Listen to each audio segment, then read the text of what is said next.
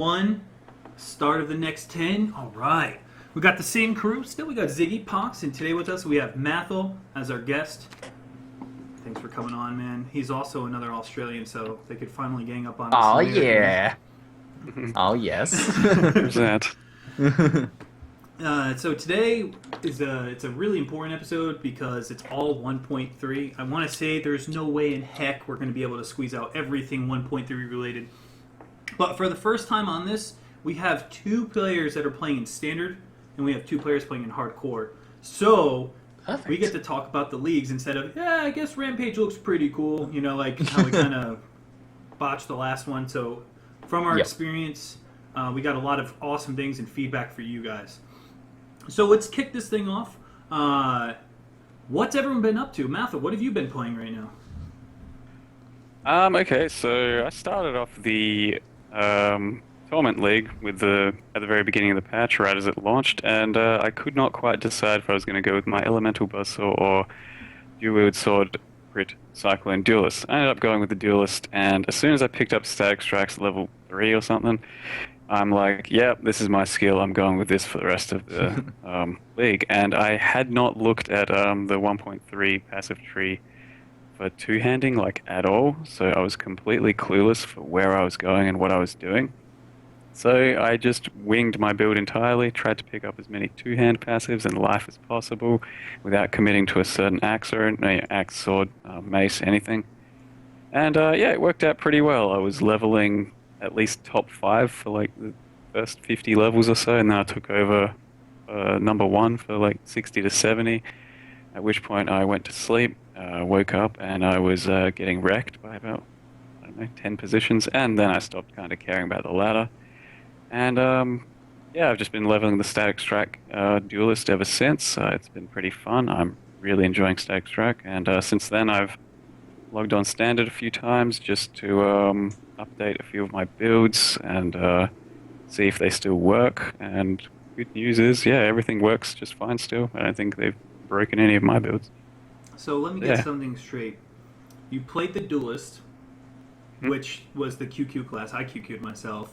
You picked up a gem you had no idea about, and you just picked up two-handed passives and you achieved number 1. More or less, yeah. It's I don't know. I felt like Static Strike was a really good little leveling skill, and it's exactly what happened during the Spectral Throw race too. I had no intention of playing Spectral Throw. I didn't care about it at all. I looked at it when they did the release, and I was like, I don't know, maybe I'll try it out at some point. I started off as Scion, picked up Spectral Throw, threw it once, and I'm like, I like this skill. And then I went on to get number 1 for the next 70, 80 levels or something. I don't know. It's just kind of keep leveling, keep at it, waste some time, and you'll get to the top. That's my view. I don't think I do anything special, so yeah. Instead of talking about it later on, obviously they released the gem this patch, Static Strike. I believe you're the only person that really has experience with it. Ziggy, you're playing Reeve, you said? Yeah, I tested a little bit on Alpha, but I didn't test it enough on a proper character to really get a grasp of it. But everyone who's trying it and leveling with it is saying that it's insane, at least for leveling. So it sounds like it's pretty OP. What's your thoughts on it, Mathil? Is it how does it even work? You mind going into how it works? Because I don't even know. Static Strike. So the best way I could describe it is essentially it's Molten Strike, but instead of releasing the little fireballs, it's just kind of an AoE around you. So every time you hit, you start off with just a white melee hit that does 120% damage, I think, and then 0.75 seconds later you get an AoE that goes around you. So every time you hit, there'll be 0.75 second delay before a AoE. The faster you hit, the more you'll be getting of those things, but it scales to have based off of your melee damage as well as your attack speed, so it's all good stuff to get. You want plenty of AoE nodes, or from the passives or gems or items, because it's really good. And so I think it's basically like Molten Strike, but just more consistent. That's so how the initial hit doesn't have inbuilt an AoE. The initial hit's just like a single target, and then the AoE is its own. The initial hit is basically a default attack. You run up, you default attack that hits harder than usual, and then you get the AoE 0.75 seconds later. Okay, got it. So you can use Melee Splash with it. You don't need to. It's really up to you at that point. I think you can use Melee Splash, but I yeah, I don't think it's worth it at all. Yeah, I I'd haven't say why tried would. it, but it doesn't seem like it'd be anything worth doing. Embrace not using melee splash finally. Yeah, that's really good. Not having to use melee splash for your main skill. Yeah, agreed. Yeah, it's essentially just avoiding melee splash, but giving you the drawback of not having instant melee splash. It's just slightly delayed. That's really cool mechanic. So it's essentially just like Mullen Strike, but instead of just depending on RNG where the balls land, it's just encompassing around you. So it's probably mechanically better than Mullen Strike. Yeah, so that's why I've actually taken to it. With Molten Strike, I kind of didn't like the randomness of those balls and what they'd be hitting, and it just didn't feel as good as a strict skill by itself. Whereas Static Strike kind of is an all-rounder skill that I feel you can use by itself throughout the entire leveling experience. Yeah. That's awesome. So with that said, let's talk about Pox. Pox, what have you been up to? Well, I've been playing in the Bloodlines League for, I guess, the next, or however long it's been out. And actually, funny story, like Mathil, I was racing, although I had everything preset, so I can't say that. But I had everything preset, and I was leveling with Fire Trap, Flame Blast, and Snoring Bond. I dropped Snoring Bond for quite a while, but essentially when I hit around 50, I went full Fire Trap. And with one link being Ellie Prolif, I made it all the way up to the top of the ladder for number 1 for about an hour and a half. And then I fell off when I had to go progress and get the maps. And for the next, I think I streamed for 18, 19 hours. And I worked my way back up, neck and neck with a guy who was number 1. And we were maybe not even half a map, maybe a minute of experience apart for a while. And we got pretty, yeah, it was pretty cool. So I was really happy with my spec, knowing that I could map with a 3-link, no problem, and level up with no links, no problem, with my Trapper. And then eventually I will transition into Avatar of Fire and get some really cool stuff going on. Yep, and then sadly something happened, and my character did die at level 74, number 2 on the ladder. Something? And I'll talk happened. about that later. So Okay. Oops, spoilers, sorry.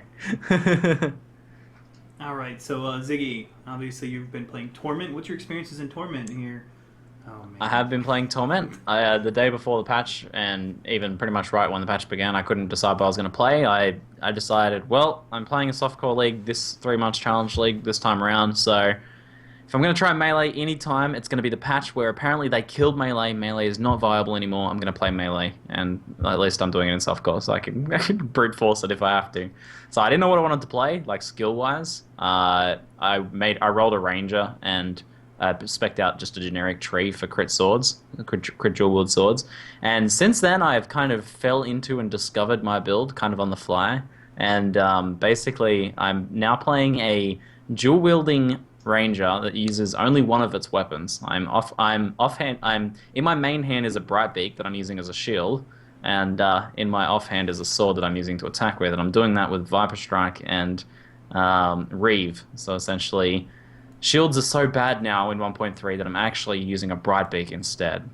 No, I'm just kidding. But I'm actually having a huge amount of fun, and I've hated Melee for the longest time. But I'm having so much fun with Reeve. I even hated Reeve back in the day, but Val Reeve and that just Val Reeve and I guess that something has clicked, and now it feels really fun. And Torment itself has also been a blast, but we'll talk more about that soon. But I'm loving it. I'm crushing as Melee. I've been using a 3-link the entire time to level with, and it's been insane. I'm surprised that you can be so effective without even going to a 4-link. It's been pretty legit. Having a good time with it. This is your first experience with Reeve? I did play Reeve when it first came out, but I hated it. I really dislike the mechanic that you lose stacks if you use another skill. I love, when I'm playing Melee, I want to, hit stuff and then leap slam to the next pack and then hit stuff. Play really fast, chain lots of different skills together, chuck in a curse in between. But now that we have, I think that's probably another thing, actually. I feel like I like Reeve now because we have so much curse on hit, automated stuff. I'm using the new Vengeance skill to proc curse on hit, and along with Val Reeve, so I don't really need to use other skills too much. I can just Reeve and just leap slam when I've done killing a pack, so it's working pretty well. That's really neat. I love how many new things come in that become introduced. Like you're dual wielding now using Reeve, and then a new way of cursing with Vengeance. So that's really neat. How like whenever, of course, with a new league comes, so many things change and all these new builds come up. That's really interesting. So I want to talk about Vengeance before I talk about mine. Like I know this is not really off topic. You just mentioned it. Vengeance is automatic. I didn't know it was automatic. I thought you had to activate it because they call it reactionary, but there's no reaction if it's automated, in my opinion. Yeah, it's a trigger gem essentially, Yeah, but not a support. trigger. So Vengeance, it does 75% base damage, which is alright. It's free damage if you're cycling, you're spinning, it just automatically does it. Things like that. But it can actually be used quite defensively if you pair it with life gain on hit, and if you already have some AoE nodes. If you're a caster and you take damage, you're gonna take damage. You essentially could pair with AoE knockback and life gain on hit and use it as a defensive mechanism if you're wearing a dagger or a scepter, if you're playing a crit build. And I think it's really interesting that you can take it to using it for an extra damage source or curse on hit, or you can actually use it defensively. I think Vengeance is like a clear-cut winner because, block just got destroyed, or post seems to be single target, and reckoning seems to be like a cone in front of you, kind of like ground slam. I think Vengeance is like the winner. And Vengeance, I don't think you can go without just about any build anymore. It's just too useful to build something around it and put it somewhere. Yeah, it's such a good utility skill. It's I think if you're going to use it for damage, it's only really going to be worth it on like a two-hand slow hitter because it's got a 2-second cooldown. So damage-wise, imagine if you're using a one-hander and you only had one attack per 2 seconds. It's like you're not going to do much damage, right? But as a two-hander with very high hit damage, then you can potentially scale the damage around. I think the real key is utility, though. Maybe you can do some life leech with it, but I think like cursing on hit or knocking back as a caster, like you said, things like that, it's all about the utility. Yeah, its damage does not seem to be that great. It's still, it goes up as it levels, so I think mine's like at 110% damage already or something. It is a more, level 17. it's a more damage as it levels, isn't it? Yeah, so it definitely does go up in damage, but when I see it go off, it maybe does like, I don't know, like one swing of static strike, so it doesn't really affect too much. But the other thing is, it can be used I think it can be effective in either your shield or sword or wand or whatever the hell you're bloody using as a 3-link, which, kind of uses up a good 3-link slot rather than just putting whatever you have left into those 3-links. Even though Riposte is single target, I believe you can use melee splash with it, and it trucks. But obviously, dual wield block's much harder to get. With the nerf to Dervish, the nerf to the other dual wield block node. All the other ones kind of lost about 2 to 4% depending where they're at. And they didn't nerf base dual wield block, did they? I know it was 15. No, not base. No, okay, so just they didn't nerf base. On the tree. Everywhere else kind of got slashed. So Riposte does seem like a duke. It can really, really hurt. But it's a lot harder to pull off, whereas Vengeance is just auto win. I don't know if they'll nerf it in the future, but it could be used for everything, and it's a buff to Unwavering Stance, a stealth buff, so it's pretty interesting. But segue now to what I've been up to. I played a crit two-handed Spectral Throw sword build, and the two-handed Hate Train was real. Granted, Spectral Throw is still ranged. I wanted to do it because the party I was playing with, I was originally playing an Archer, but we already had a Shock Stacker using Ball Lightning. So I said, Pox, last minute, should I just go Spectral Throw again? I really want to do it. I actually never really played Spectral Throw until last league, and I totally did it, and I was doing some great damage. Like, sword, two-handed Spectral Throw, like, when you crit with a two-hander, it trucks, and there is, 50%, maybe? 40%, 40 or 50% crit multiplier in that sword wheel, which is nothing to push aside. It's completely possible. And acrobatics may have received a pretty big nerf for shields, but with a two-hander, essentially it's like you're wearing a bow. It's two-handed. You don't gain the benefits of a quiver, but picking up acro you do pick up with a bow, so why not with a two-hander? And then I just went evasion, and I was actually completely immune to my own reflect damage with Ondar's Guile. And I was doing quite well until the desync boss came and got me. I was fighting the Exile, the Summoner Exile that has minion instability, and you could actually see it exclamation point rip. And I wasn't near the explosions, but I died, and of course I was desynced, and rage ensued because I had lack of sleep. But then I re-rolled an Archer, which I originally planned on playing, and I'm currently almost level 60, and I plan to get into maps today. But Nothing too exciting, but I'm enjoying Bloodline immensely. Despite all the nerfs to 1.3 and the patch notes, the new leagues are so fun.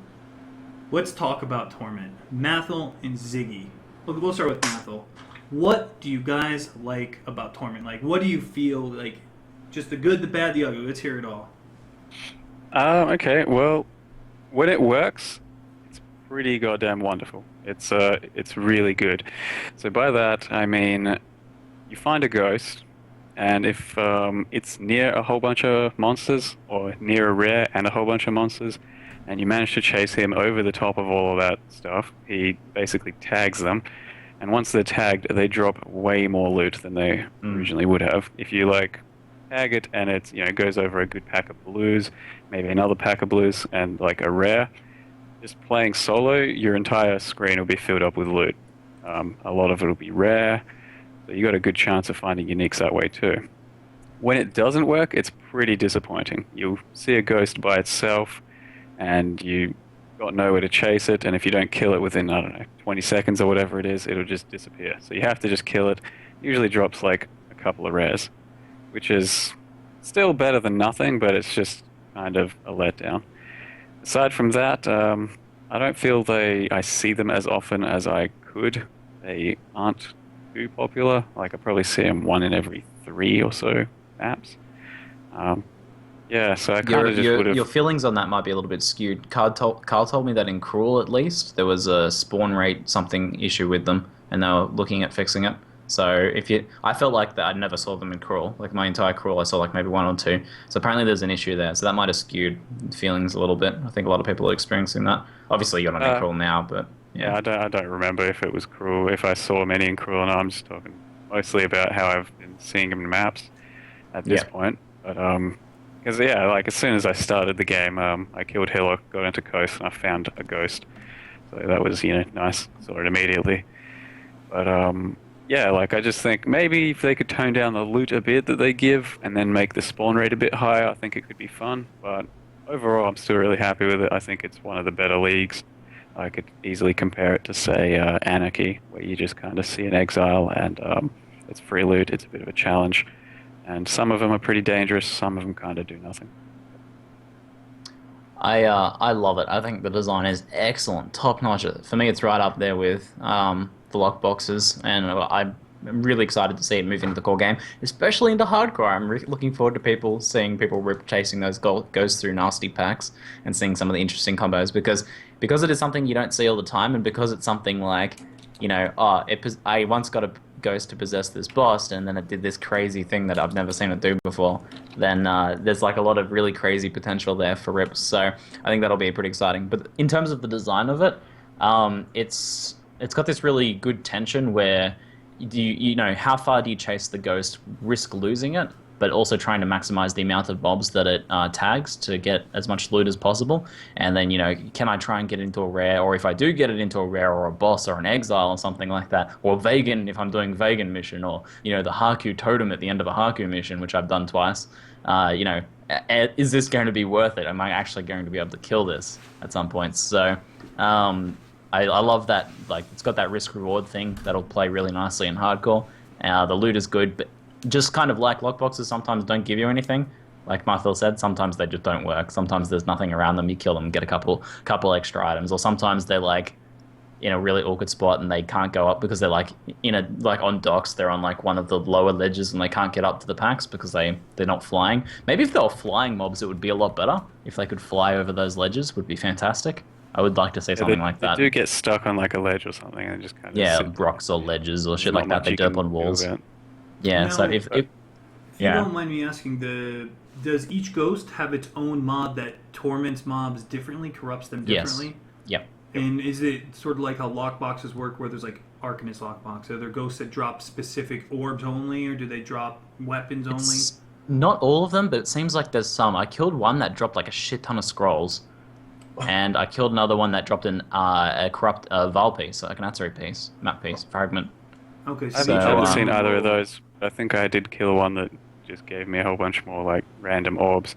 Not too many the good ones, but it felt kind of like an Arcanist box, I guess.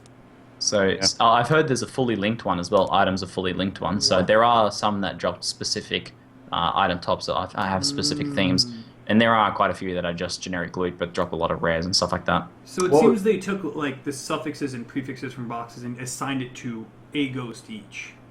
Some of them, yeah. It seems like it need more time to hunt them down and actually notice what they are. Because usually when I see them, I'm just like, kill it quickly, or like chase it through mobs and kill them. I don't really take. Yeah, I the mean, risk there's a because- few that are just, I'm not sure they have anything to do with loot, they're just dangerous. Like, Arsonist, I think, is one that just, like, Bonus pulses fire, and then everything it tags just, like, pulses fire. And there's another one that, like, causes the monsters that it tags to explode with, like, an infernal blow type thing, which is a really dangerous mod. Yeah. It's gonna be so good in hardcore. But Well- they also do other things when you get them into unique mobs. So on normal mobs, they'll just like have some small effect, like the Arcanist one will make them pulse fire. But if you get it into a boss or a unique mob, it makes this like screen-sized firestorm of like insanity, basically hellfire from the heavens. So That's really interesting. it's pretty cool that it changes depending on what you get it into. I think probably one of the most interesting things to see from this is that it changes the magic finding meta a bit. I think this sort of content promotes the idea of stacking some magic find but having a very effective build. So something like you don't want to sacrifice, when you're farming bosses, right, you just make a color generally, you just stack as much magic find as you can, and if your character is not effective, it doesn't matter, you get people in your party to kill. But I think there's some potential here for making really effective characters with some magic find, especially obviously if you're soloing, but getting like 150 rarity or something like that. Because these guys drop a lot of quantity. They do drop a lot of rares, but they'll also drop a lot of whites and blues. I think you can probably get a lot of value out of that just by stacking some extra rarity. So I'm always looking forward to seeing GGG tinkering with the idea of alternative ways of finding loot, apart from, multi-clienting bosses. So Yeah, no, that's a pretty good point. I had a pretty good interaction with one of my ghosts when I rolled a Beyond map as well. So I was killing a whole bunch of stuff, and I kept spawning Beyond packs, and the ghosts were running all over the place over those, and I ended up spawning a boss as well, and he inhabited the boss. And so then I had to fight like this super challenging boss with the... And then, yeah, it was a huge like 20 rare loot pinata after that, so... yeah, there's some really interesting interactions with ghosts and things that can happen. And it works with lockboxes too. You can open a lockbox and a ghost can torment everything in there. Yep, Yep. absolutely. Oh, yeah, wow. if you lead them onto a shrine or a lockbox, it's like so good. The I heard though reward you can get becomes them to harder. actually possess a lockbox. Someone said that they got one to possess Have you? it, possessed the lockbox, and then opened it, and everything inside was possessed. I don't know. I can't verify that, but I That heard seems- that rumor. I wouldn't think it works that way, no. And I I- don't think I've seen any ghosts jump to that. Yeah. Because usually they, if they have a target to go to, or if they're near that target, they're going to go straight to it, and they possess. But I haven't seen them do that to a lockbox. Definitely. Just a rumor I heard. What would you say are the top 3 scariest mods that the ghosts have on them? It depends on what you put it into. It's like Nemesis or something where the mod of the ghost really depends on what it goes into. Like if there's a devouring one. If you put that into the Granddaddy Crab in Act 1, for example, which spawns a bunch of ads constantly, that sort of thing can be pretty nasty. So I think it depends on what you put it into. But It's very situational. what was probably the worst? I think the fire one probably was one of the scary ones. I haven't noticed too many scary ones yet, to be honest. Mathil probably knows more because he's been doing more mapping. Someone was saying they I give mean, you like a chance to freeze or chill you on attack or like a hatred type effect. I haven't noticed one like that. But as I said, as a melee, the most dangerous one has definitely been when the mobs explode after killing them. They did insane fire damage. Because I had 75 fire resist at the time. I'm meleeing down each mob that was, possessed or tormented, and just like half my life was going through each kill of a monster. So that one was really dangerous, but if you're a range, that basically does nothing to you. So a lot of them are going to be, I think, just targeting or ups and downs versus certain builds as well. Yeah. Because there's also Yeah. like a Shroud Walker type guy that just will drop like smoke everywhere, and if you're like a high evasion based build, you're just going to get wrecked.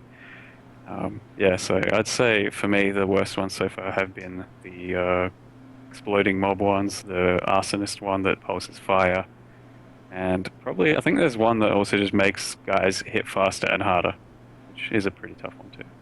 So a couple of complaints were the first thing I thought of when I heard Torment. I thought of Dampy from Ocarina of Time, where you're chasing after him, and you got to get the heart piece and the hook shot. If you ever played it, it's really funny. But at least in this mechanic, he usually stops periodically if you're lagging behind. These ghosts don't really stop nearly as much as they should. Do you think they should adjust the speed of these ghosts, or do you think where they're at now is fine? No. Okay. This complaint comes from people thinking that you have to kill the ghost. A lot of people are like, I can't kill the ghost. This is shit. You don't need to kill the ghost. What you need to do is steer the ghosts into packs and into a rare, hopefully. Ideally, you steer it through like 3 packs and then into a rare or into a unique or into exile or something like that.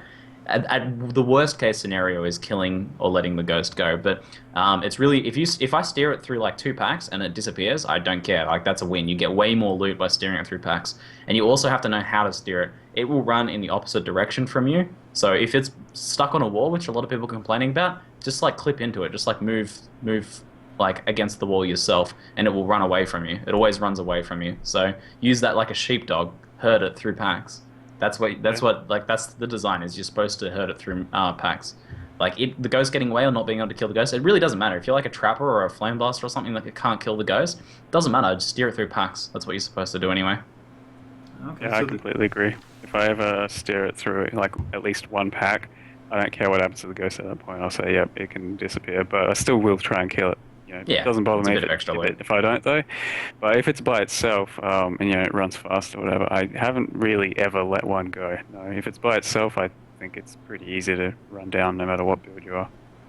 So I'm glad that alleviated some things on how you should handle these ghosts. Because when I start to play Torment, these are tips I really want. And if you're having problems, you don't have to kill the dang thing. You just need the loot from the packs it corrupts. That's a really interesting way to look at it. It probably comes from people feeling like they're the same as loot goblins in Diablo. They're really not. They really function quite differently.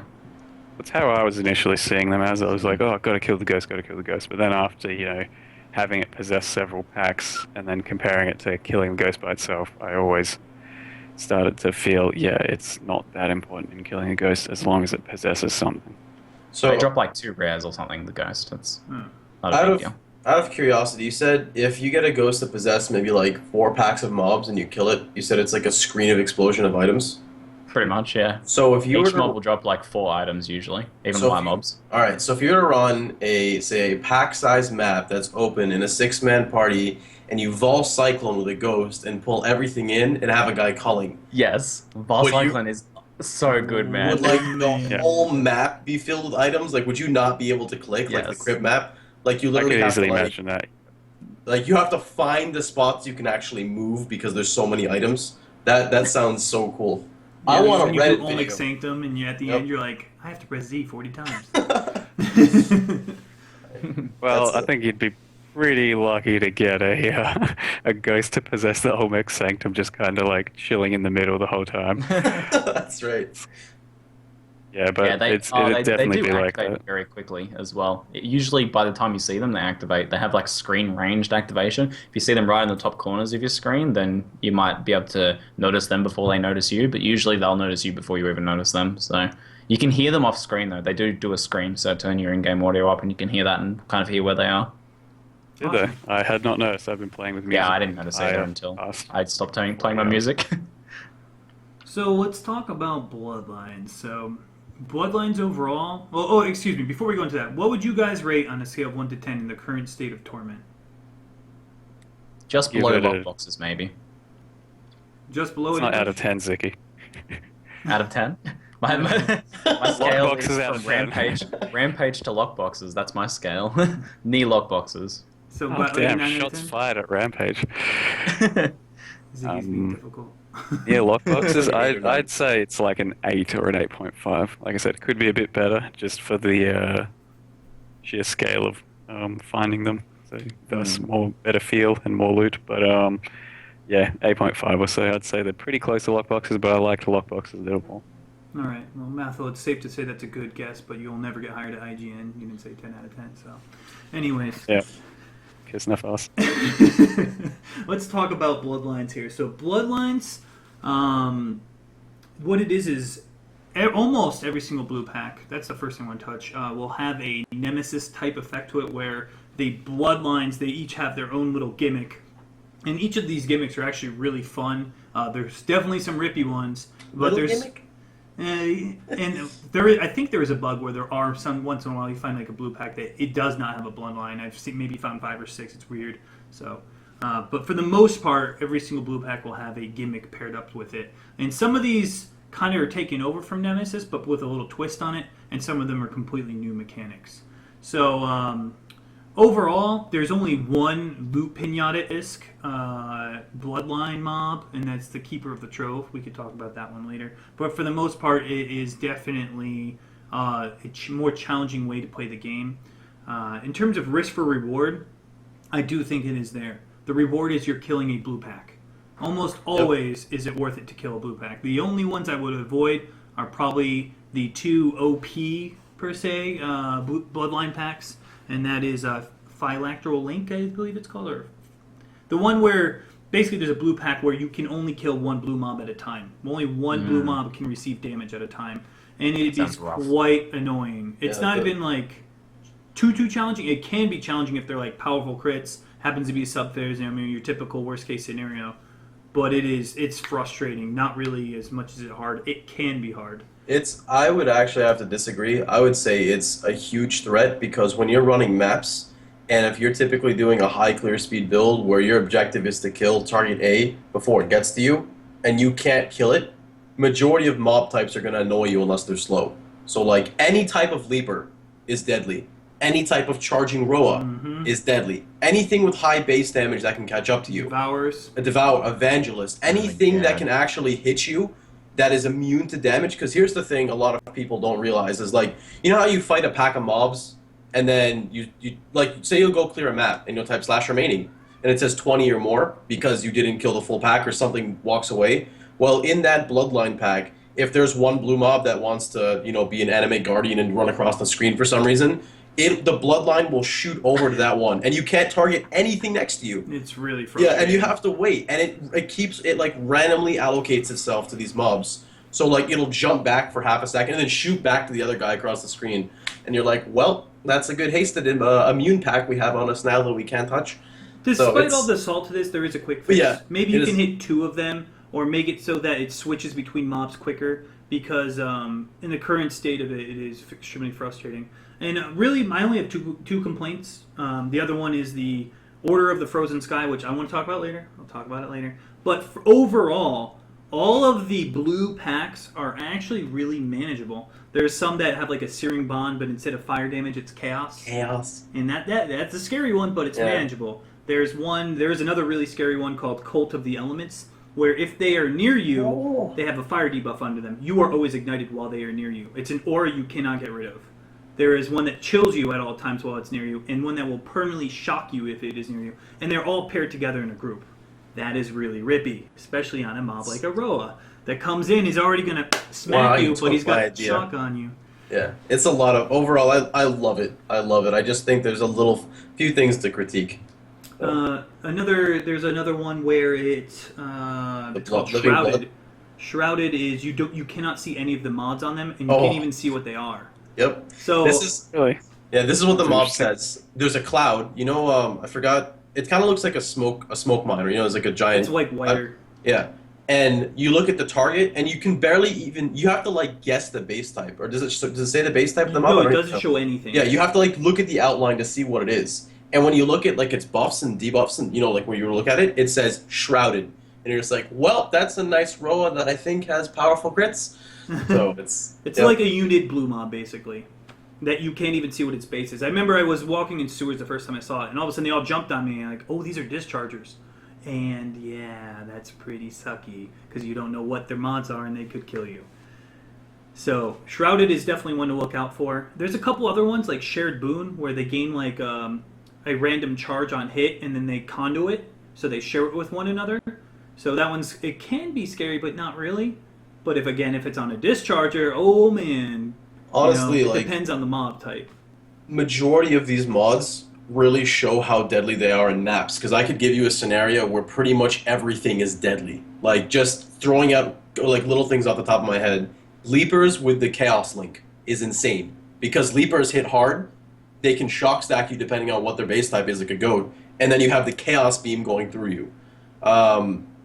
Living Blood, Living Blood's just scary in general. If you don't know, I think it's Living Blood, right? Yes, Where you kill it, it spawns a Sea Witch, which just so happens to ground slam the whole screen, and then I think her ground slam applies puncture. Hold on, I got this one, Pox.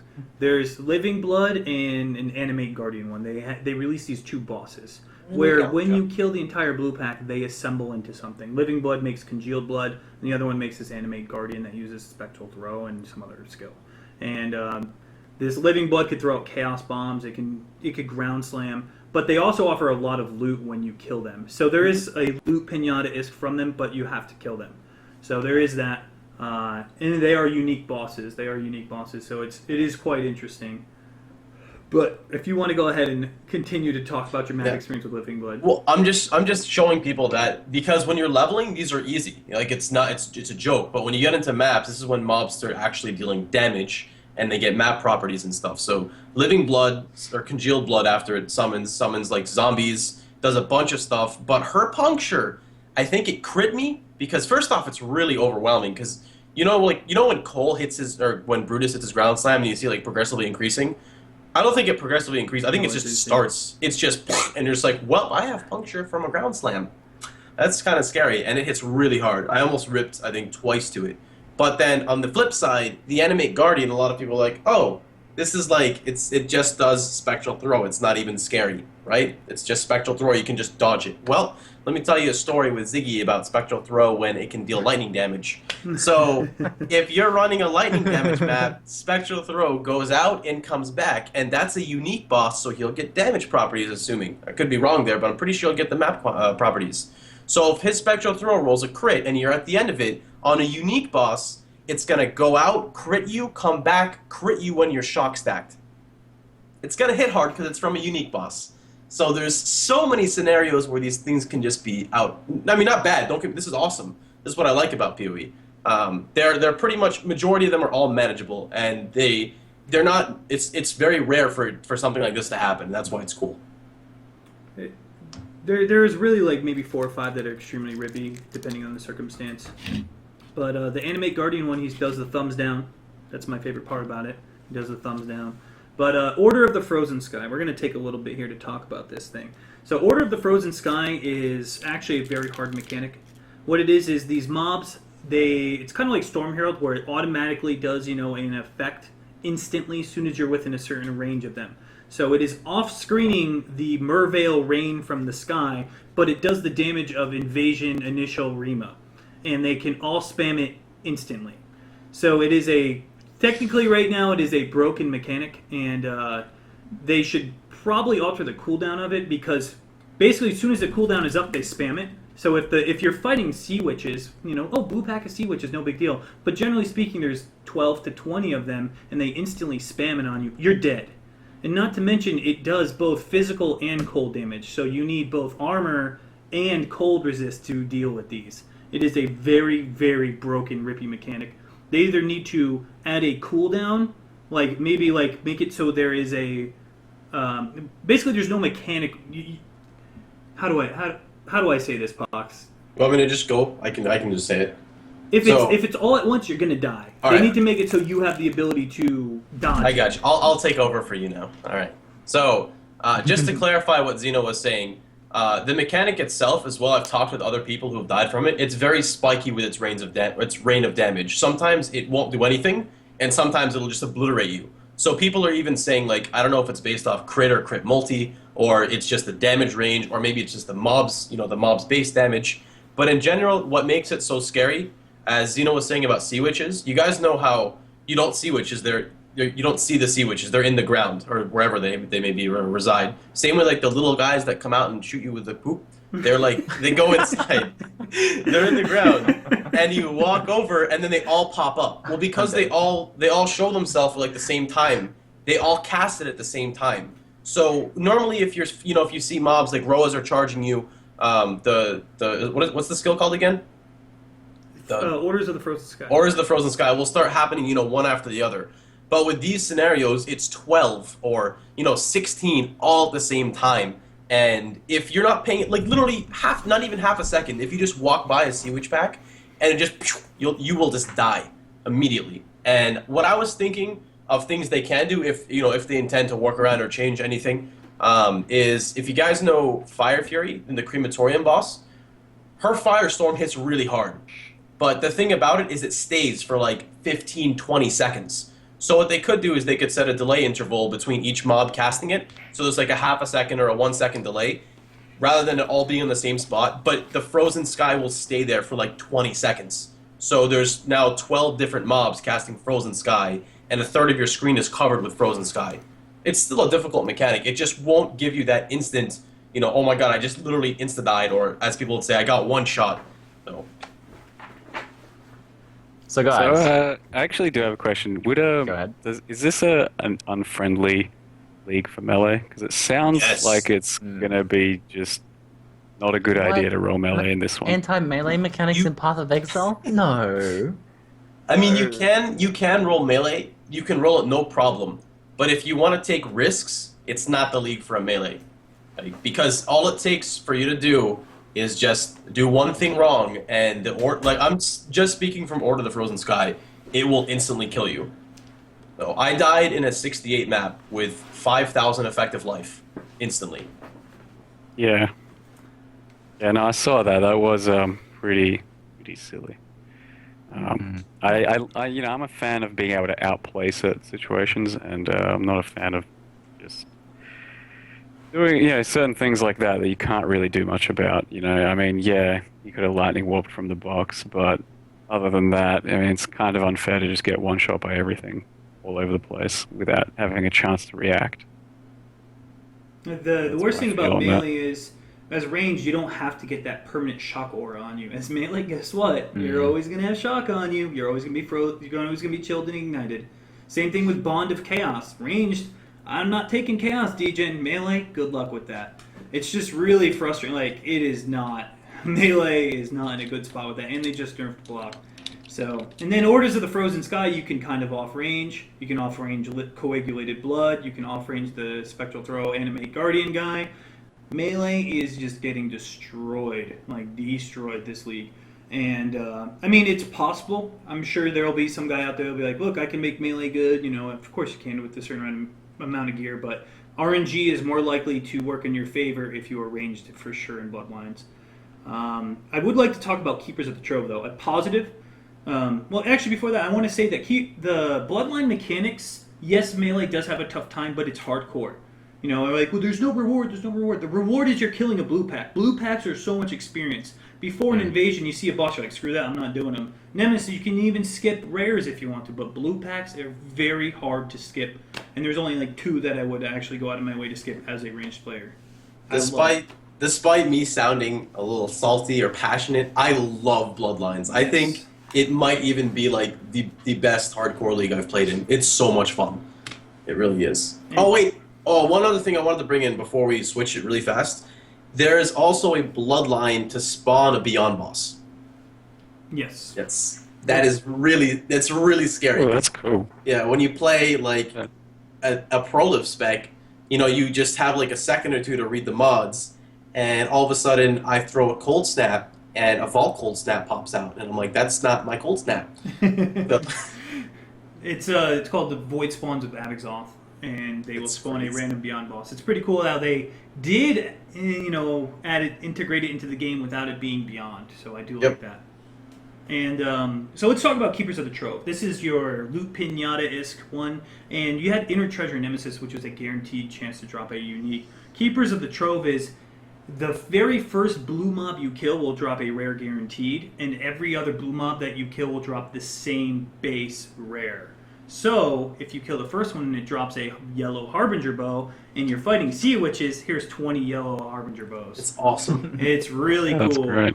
And it can work with maps, jewelry, the first yellow base that drops, they all drop it. So it could be like a Cardo feature. It's really cool, and it's not just another insert random unique given here. It's awesome. That one time it drops that Onyx Amulet, and you're like, yes! That level 78 Onyx Amulet drops. I do want to say... Way off base in saying that if it drops a unique, it will drop like all uniques. I have no clue. I think it's a guaranteed rare. Right. It's off the base. So even if I'm just saying, I don't know how it works, but the unique still has a base, so it could just be a chance at the unique version of it. I'm not sure. But I do want to say that I don't know if this was a bug, but when I killed a pack of crabs, I didn't get anything from it. Some people Crabs are said they buggy got with loot sometimes. yeah. Some people said they got double because it would drop it on their first form and second, but I obtained nothing. I was a little PJ Kappa. Crabs have problems with lots of loot things. Sometimes you can get 2 in a treasure unique, sometimes you can get none. Yep. So guys, how would you rate day 1 balance of a new hardcore challenge leagues? Day 1's always interesting. Day 1 balance on a scale of onslaught to invasion. How would you guys rate Bloodlines? I would just say 10 out of 10.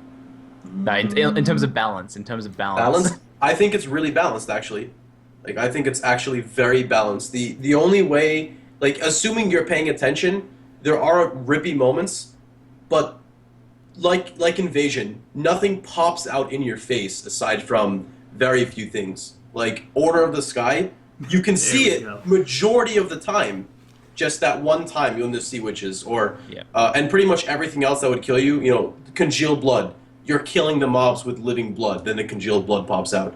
Void spawn of Abazoth. You see you can see it, and then usually it doesn't even insta spawn because if you don't kill the whole blue pack, you still need that last one. Mm-hmm. I would say that 2 of the mods need a balance change in terms of nerf, and then there are some that are pretty underwhelming, like the bearers. Like there's Flame Bearer. When you kill it, it puts like this gigantic flame storm call on the ground. You just don't stand in it. You know, they're pretty easy mechanics, but there's still the ones that do need a tweaking. I do think Order of the Frozen Sky either needs a delay or, like Pox says, they all can't spam it at once. Like, think about Rima off-screening you in Invasion. It's the same frustration, except you can have 12 at once. Because once the cooldown is off for them, it's just like rain across the sky, and it does hybrid damage.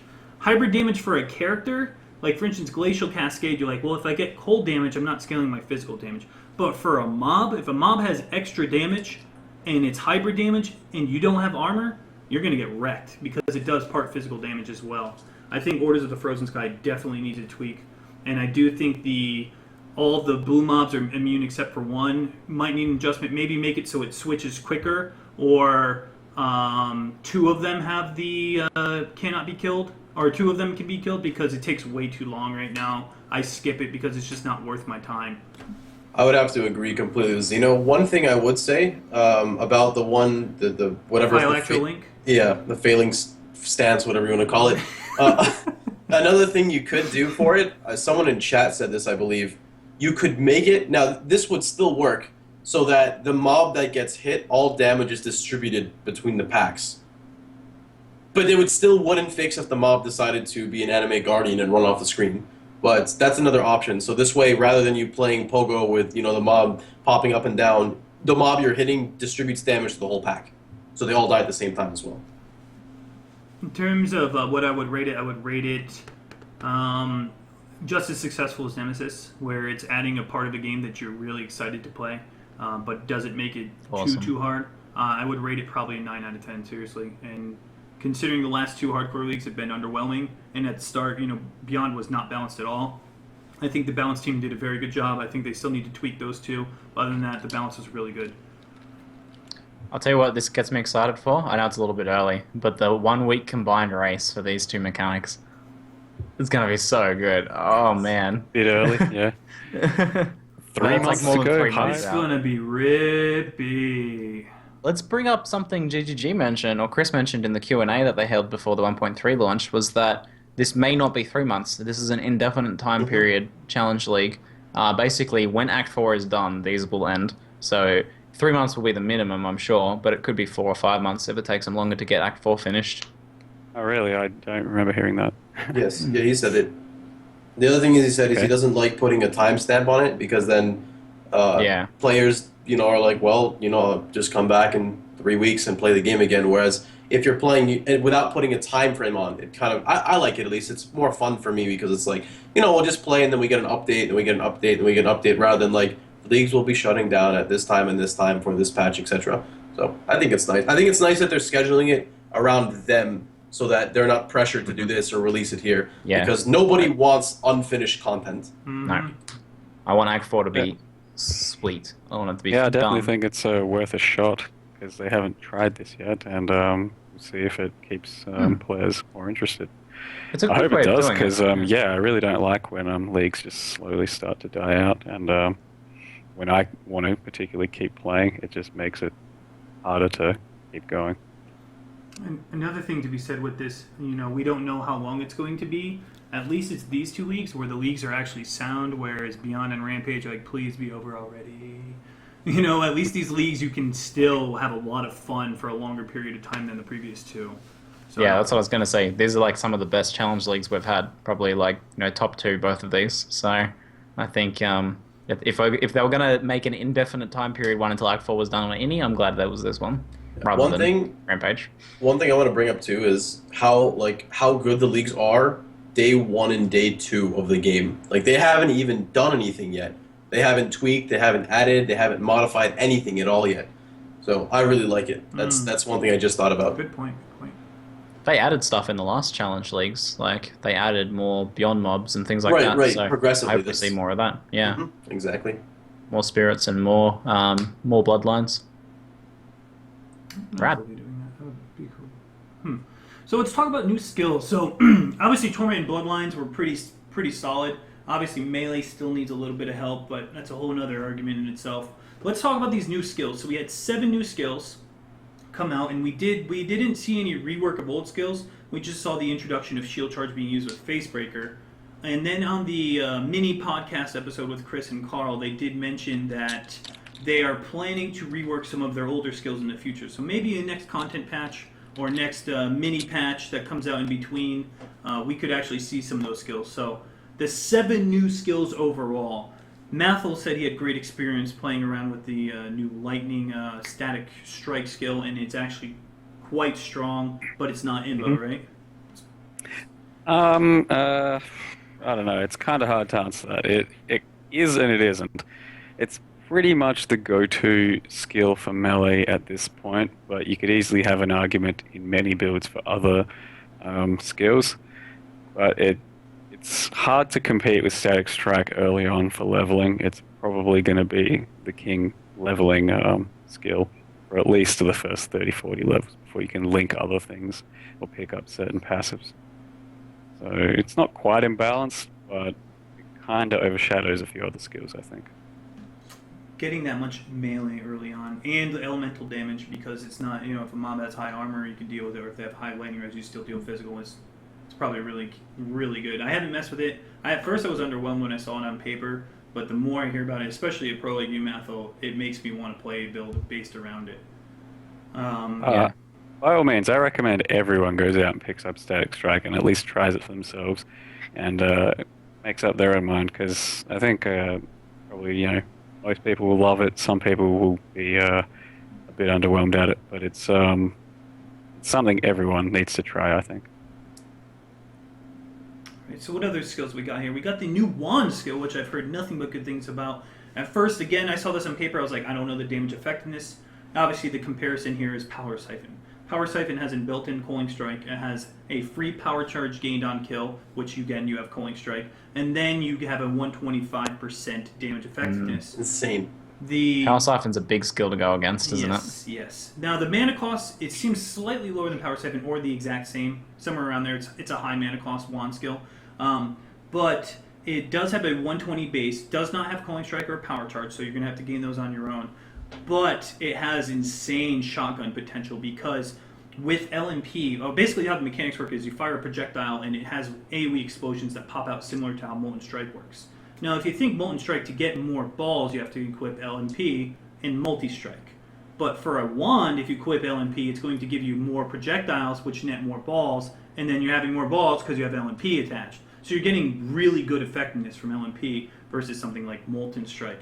So I'm assuming the shotgun potential on this skill is ridiculous. And then it works with chain. Not against it actually can't shotgun against us, like your primary target is the. So what happens is there's a dead zone, just like Static Strike on the target you hit. If the pack is tightly clustered, it will actually do very little damage to them.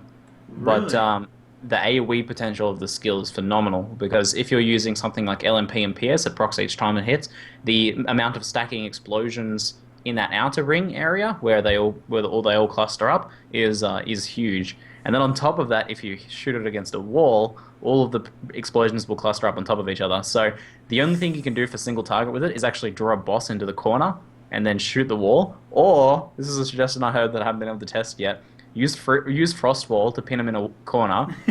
If you're using Pierce, you pierce through the Frost Wall, proc on the Frost Wall, pierce through the boss, proc on the boss, and hit the wall and proc on the wall. That's so many stacked explosions. The damage should be ridiculous or something like that. A lot of work. So there's frost walling a Just boss frost in the wall. corner is not very hard. You can just spam it on him and it pushes him back. You can always So, use Power Siphon a single target too, or Barrage, and not. Yeah, you could use a single target skill, but there's some interesting cheesy mechanics at play there. But it seems like the AOE potential of the skill is insane with like LMP and PS. So Yeah. I've heard also that it makes leveling really good as ones. That plus crafting. So it doesn't have a shotgun effect. Like for instance, if you shoot off 4 Yeah. of them, it can't hit the same target more than once.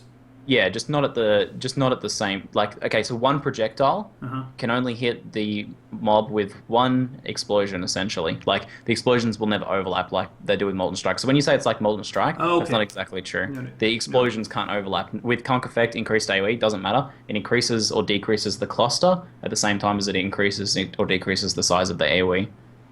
That's very interesting. Okay, so it doesn't have the shotgun potential, but in terms of AoE, it's better than Power Siphon potentially for AoE, but Power Siphon would still be king single target.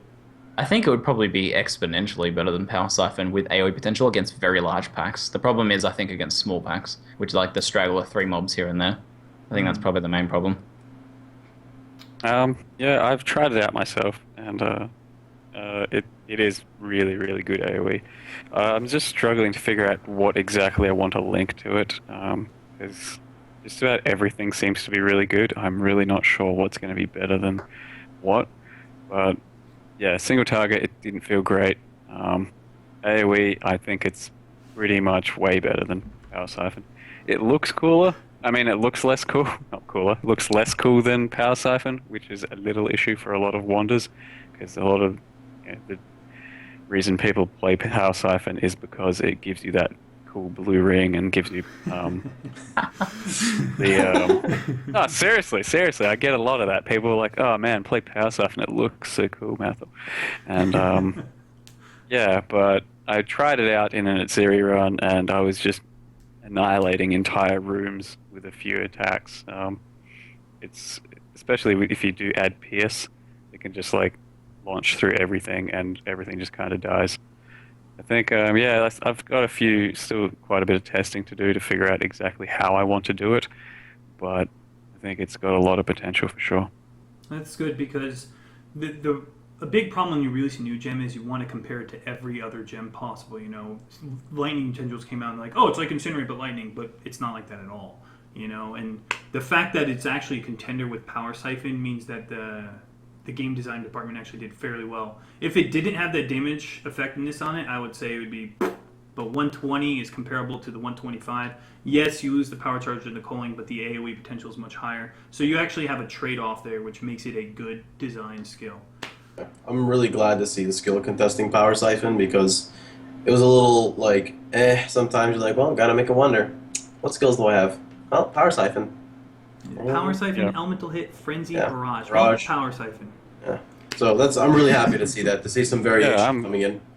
Yeah, I'm also really happy with that because Power Siphon, I couldn't ever really get around because it took so much to make it work. So you'd always have to go with, an LMP or a GMP. You'd always have to go with a chain. You'd always have to go with like 100+ passive points before it ramps up. You'd always need really good gear. It just didn't feel great for me.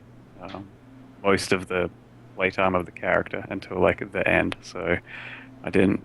Yeah, Kinetic Blast feels like it scales a lot easier on the lower tier, and then still holds its own in the end, I think. Awesome. So, obviously, 2 new skills. They're designed well. They're comparable. They're contenders. It's just a new way to play the game, and it's not like another underwhelming skill. And I'm really happy about that. For a while we had our Flame Surge, Glacial Cascade, which are, if you want to play them, but there's much better. And Lightning Tendrils was the first one in a while we felt like, all right, it's awesome in racing. You can actually make an endgame viable spec with it. And now they seem to be doing better with these new gems, taking their time, not rushing them, and we're getting more bang for our buck. Yeah, I think maybe for a while the 2-week design cycle wasn't doing so well on skills, but there was a lot of skills that were very underwhelming at release there for a while, wasn't there? But these are both very legit. Oh, agreed. So what else do we have? We have 3 reactionary based skills. Counterattack skills. Counterattacks, excuse me. Yeah, so. And then there is physical to lightning, and there's one more I'm forgetting. Is it? There's 7 in total, correct? I thought it was 8. It was 8. Oh, 3, 4, 5, 6. Oh yeah, I don't have enough on the list there. What are we missing? was there only 6? I don't know. Let's talk about the counterattack then ones. Maybe there is only 6. I don't know. I can't remember. There is Vengeance, which seems to be like the go-to king. Then there's Reckoning, your very hard-hitting single target. And then it's Riposte is your hard-hitting single target. And then Reckoning is your AoE in front of you kind of counterattack. So with the nerf to block, it does feel like the other 2 are used a lot less because sorry, the bow skills. skills. The movement skill, oh my god, derp and mirror. Yeah, okay, we'll go into that later. We are really smart. We do not deserve to be on this podcast after forgetting that. Facepalm. Alright, continue, Xena. Sorry, man. You're good, man. You're good. We got... Let's talk about... We already mentioned Vengeance earlier, but Vengeance seems to have the highest potential because all you need to do is receive... It's not damage, it's when you're hit. It has a chance when you're hit, not a certain threshold of damage taken. Is it confirmed to work with spells? Have you guys messed around with spells? I think it just says chance of being hit. I think it seems to proc off everything for me. What do you mean with spells? Because being hit is usually being hit refers to an attack, but sometimes spell damage that you take. Correct. Okay. Right. Yeah. Okay. No, I think it does. Being hit just refers to anything that hits you for damage. Yeah. Pretty sure I've Life noticed gain being on attacked hit? by spells. Sure about Like that, Ziggy? What's that? Life gained on hit does not work with spells. That's true. That's Oh, true. That's what were you saying, Mathil? I'm pretty sure I have noticed that, like, say you're running docs and the LMP dogs, whatever, if they attack you just with their incinerates, I'm pretty sure I've seen it go off from that. That's why I wanted to know, because I haven't messed around with it. That's why I'm asking you guys. What does Molten Shell say specifically? Because Molten Shell doesn't proc off spells. It's procs off of physical damage. It says physical damage? Yes, it's physical damage. Then attacks... Yeah, I'm not really sure. I would assume if it says attacks and not what Molten Shell says, that it would be like anything. I'll tell you what though, guys. Vengeance is a buff for armor builds. Oh yes, it is. Because if you're dodging attacks, evading attacks, or blocking attacks, then I don't think it goes off. Maybe blocking. Yeah, I was definitely thinking maybe I need a wavering stance so I get hit more often so that I do this. And it does make me want to go into more armor-centric builds. So that's a good thing. One thing I really want to bring up that Mathil brought up before is I really like the introduction of Vengeance, even though I haven't gotten to use these gems yet since I was in the crazy racing environment, but it opens up your shield and weapon option if you're doing one-handers for a 3-link, because usually the things that go in your 3-link, you have like a couple options. It really depends on your builds. This is very situational, but you can put like dual curse, faster casting, one curse, something else, leveling gems, cast on damage taken, blank, blank. So there's really not too many options at all times. It's very dependent on your build. But I really do like the option of seeing like a legitimate 3-link option for it. Yep. That's true. Now, with this, the damage isn't the most amazing, but because it could have is there an ICD and an internal cooldown? 2 seconds, yeah, it seems. I think Okay. it's 2 It's like seconds. 1.2, I think. Oh, okay. And it has a % proc chance. It's not 100% of the time when you take it. 30%. Okay. So it seems like it's tweaked well, and it can work either as a defensive mechanic or as an offensive mechanic. If you want to link it with damage modifiers, you can. Or you can link it with defensive ones such as life gain on hit, or you can even use it as a spellcaster, for God's sake. Like I was saying, if you want to pair it with Ink AoE and knockback and life gain on hit, it's another free defensive mechanism if you can spare the links. And I do think that Vengeance is just really, really good. It's free. It's free. You don't have to do anything for it. I was hoping it'd be more reactionary, to be honest, but automation in this game is always... It keeps up with the fast pace of the game, so it's not a bad thing. Let's talk about Reckoning. Have you guys had any experience with Reckoning? I think you're underselling Reckoning a bit, because you're like saying, only Vengeance is good, it seems like. But it's got a 30% chance to proc. It's the king. I don't know, because it's got a 30% chance to proc, right? It's very easy to attain 30% block chance, so that's 30% chance to proc off blocker builds. So it's essentially the same. The only thing with block is it won't proc on spells, so I do think Vengeance is a bit better, and it's an AoE. What Reckoning does is it's a cone AoE in the direction of the blocked attack, or blocked spell, if you have a spell block, and it goes a bit further out by default than Vengeance does, but it is a narrow sort of cone, so I think it can be used for the same utility purposes, but not as good as Vengeance, I think. I haven't tried Wait a minute. Riposte and Reckoning, so I don't really have anything to add to that. But I did just try Vengeance out in Docs again, and yeah, the Dogs fire definitely procs. Nice testing. Wow, Ziggy, you just said Xeno sounds undersold. salty. You just said undersold Reckoning. And then It sounded like you were Vengeance saying is it better. was useless. I didn't say that. I just said the nerf block. Vengeance is better, but Sorry, Mathil. I'm really sorry about that. Continue what you were saying about Reckoning. I didn't have anything to say. I was saying I okay. don't really have anything to say about Reckoning or Riposte. I haven't tried them. Oh, okay. But Vengeance, yeah, it's still pretty good. I can actually AFK in Docs right now, and I'll be clearing packs thanks to just no link Vengeance. So it does have a bit of damage. You can obviously link it to some cooler damage skills, and it could just be an extra damage boost if you really want it to be. Reckoning procs more often, it seems like someone in chat mentioned. If so, then that's pretty good. So less AoE, but more frequent procs is potentially quite powerful then. So maybe it has more damage dealing potential as a counter compared to Vengeance, which is more, I think, utility. Yeah, I'm actually just thinking about making a shield, or a character that uses a one-hand shield, just so I can test those two out, because they look like they have some pretty good application, and it might boost... I think it's going to be good for block, regardless of everyone saying block's nerf, block's shit, whatever. I think it'll still be fine. It's something it's something extra for nothing, except you just need a link for it. Does it require a weapon, or can you use it with face breakers? I don't know that. I'd have to check. That is something I'm interested with, because if you can use it with face breakers, and now you have that 800% multiplier, that's really, really good. Now, Riposte would I make have a sense. pair of after you face do it. breakers. I will go test it now. Awesome. It should say I think it should say in the tooltip. Usually they say. It says counters against you, against all enemies around you when you are hit. Weapon range increase the area of this attack. And face breakers doesn't have a weapon range. It's just 4, or 6. Doesn't. Mass Arena. Doesn't say. Okay, well that's weird. Someone For saying the they're dogs. using it with face breakers. So Reckoning is really solid with face breakers. That is a free way You can use to it with face scale your breakers. damage. Wow. Yeah, that's really good. awesome. So, face break. Well, you still would. Wow, you can go face breakers with Reckoning and Vengeance. Nice. What? Well, That's really good. on my new streaming build, don't have to look at the screen If anymore. you're armor based and have like just a normalish sort of amount of block, like 30-40% block, using both of those together is pretty damn legit. And you're going Yeah, Unwavering those times you're not getting block Stance. Vengeance is going off. Unwavering Yeah. Stance RT and Yeah. face breaker, you tend to get more block than most because you don't have very many offensive mechanics in the Damn. skill tree. Well, it depends on what you're doing now, because remember the shield, that's really good for face breakers as well. That has, like, nothing on it, though. Really depends on what you're using. Wow. That's really strong. That's, like, extremely strong. Yep. Like, your clear speed goes up drastically with face breaker now. Want to buy So Legacy much face face breakers. breaker love this patch. Maybe this is the patch to do the challenge, the Manly Man challenge. Maybe. Maybe that's this great. is Do the it again. patch. Wow, interesting. So, I mean, there's a lot of potential, like, there's a lot of theory crafting to be discussed with these. And because Riposte, to my understanding, it is a high damage effectiveness, high damage, single target hit. Correct me if I'm wrong, I don't know. I don't know the full mechanics of it. But it does require you to dual wield block.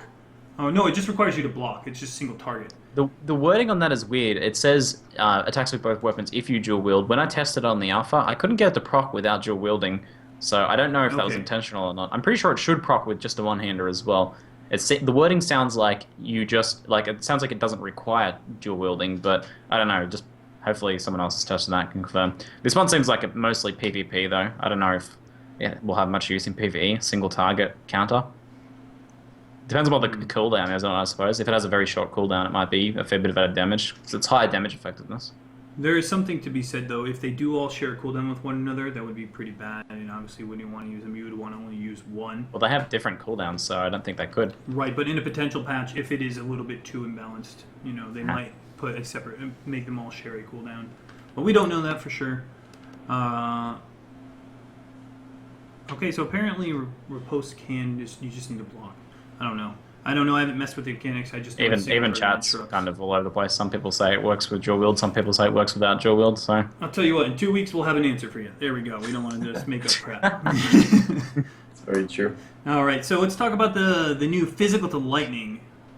Oh man! So basically, it's like CTF Cult of Fire, where it gives you added lightning damage that based off of the it gives you added lightning damage, and it converts 50% of your physical damage to lightning. Honestly, the use for this, it's hard for me to think of a link that I would replace for this gem, but I could see it being used for very gimmicky builds. I'm not sold on it. Like, how many people you see running around with Cold to Fire, just gimmicky niche builds? So, Mathil, what is your take on physical to lightning? Put your hand down. I haven't actually seen it yet, or in-game that is, so I haven't tested it or anything, but I'm kind of with you there. I'm not sure where I'd be using it or how I could apply it. The Static Strike, for example, I think that's probably the only real use I could think of it, because then you could convert pretty much the rest of your physical damage to lightning and then be pretty much a lightning-based build. But I think you'd more often than not want your critical multi, that gem to be something else. Aside from that, I guess you could also just turn some of your physical damage into lightning to shock more, but on the other hand, I think I'd rather just run Herald of Thunder to do that. You can shock I won't shock anything. That's the first thing I want to say, is that Herald of Thunder is the answer for a lot of things. Anytime it's like, you should go 3 Dragons Incinerate, I'm like, no, I should just use Herald of Thunder. Like, Herald of Thunder solved all of that crazy gimmicky nonsense. It's really, really strong. It pretty much it replaced any fire, lightning, 3 dragons, and it also replaced added lightning quality. Herald of Thunder is god tier status. It basically is, yeah. I struggle to plan a build without it these days, just because it's going to do something for me on any build. So, very true.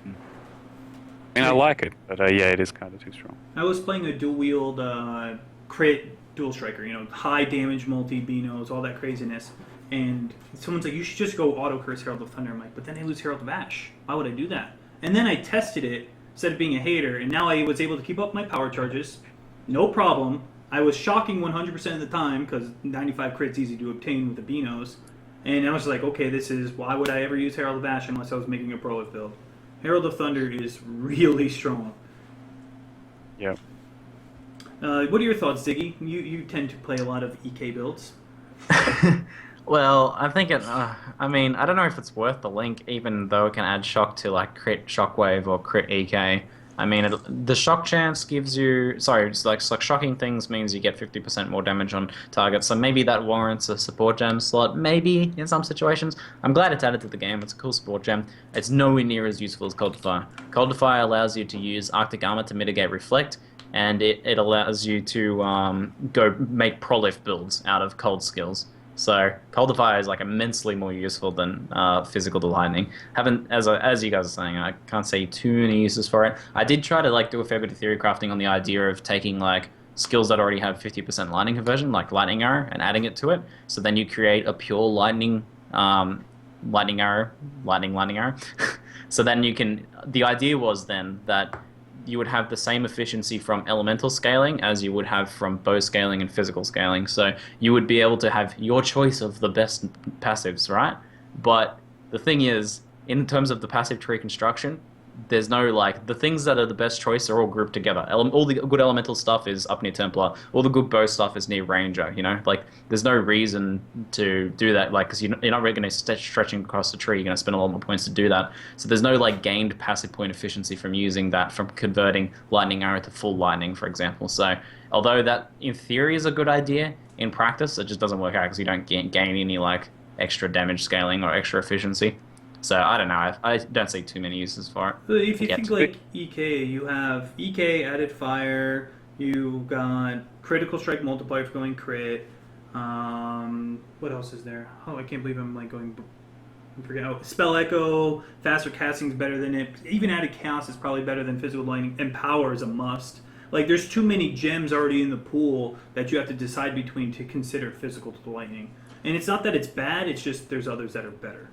Pops? Yeah, if you're doing like Crit Ground Slam or something, it might help with reflect issues, I suppose, by converting some of your fizz, like essentially half your fizz to half to lightning, so that could help. But then maybe if you're using Hatred and Herald of Ash on top of that, 50% lightning plus Hatred and Herald of Ash is probably pretty nasty Ellie reflect, so yeah.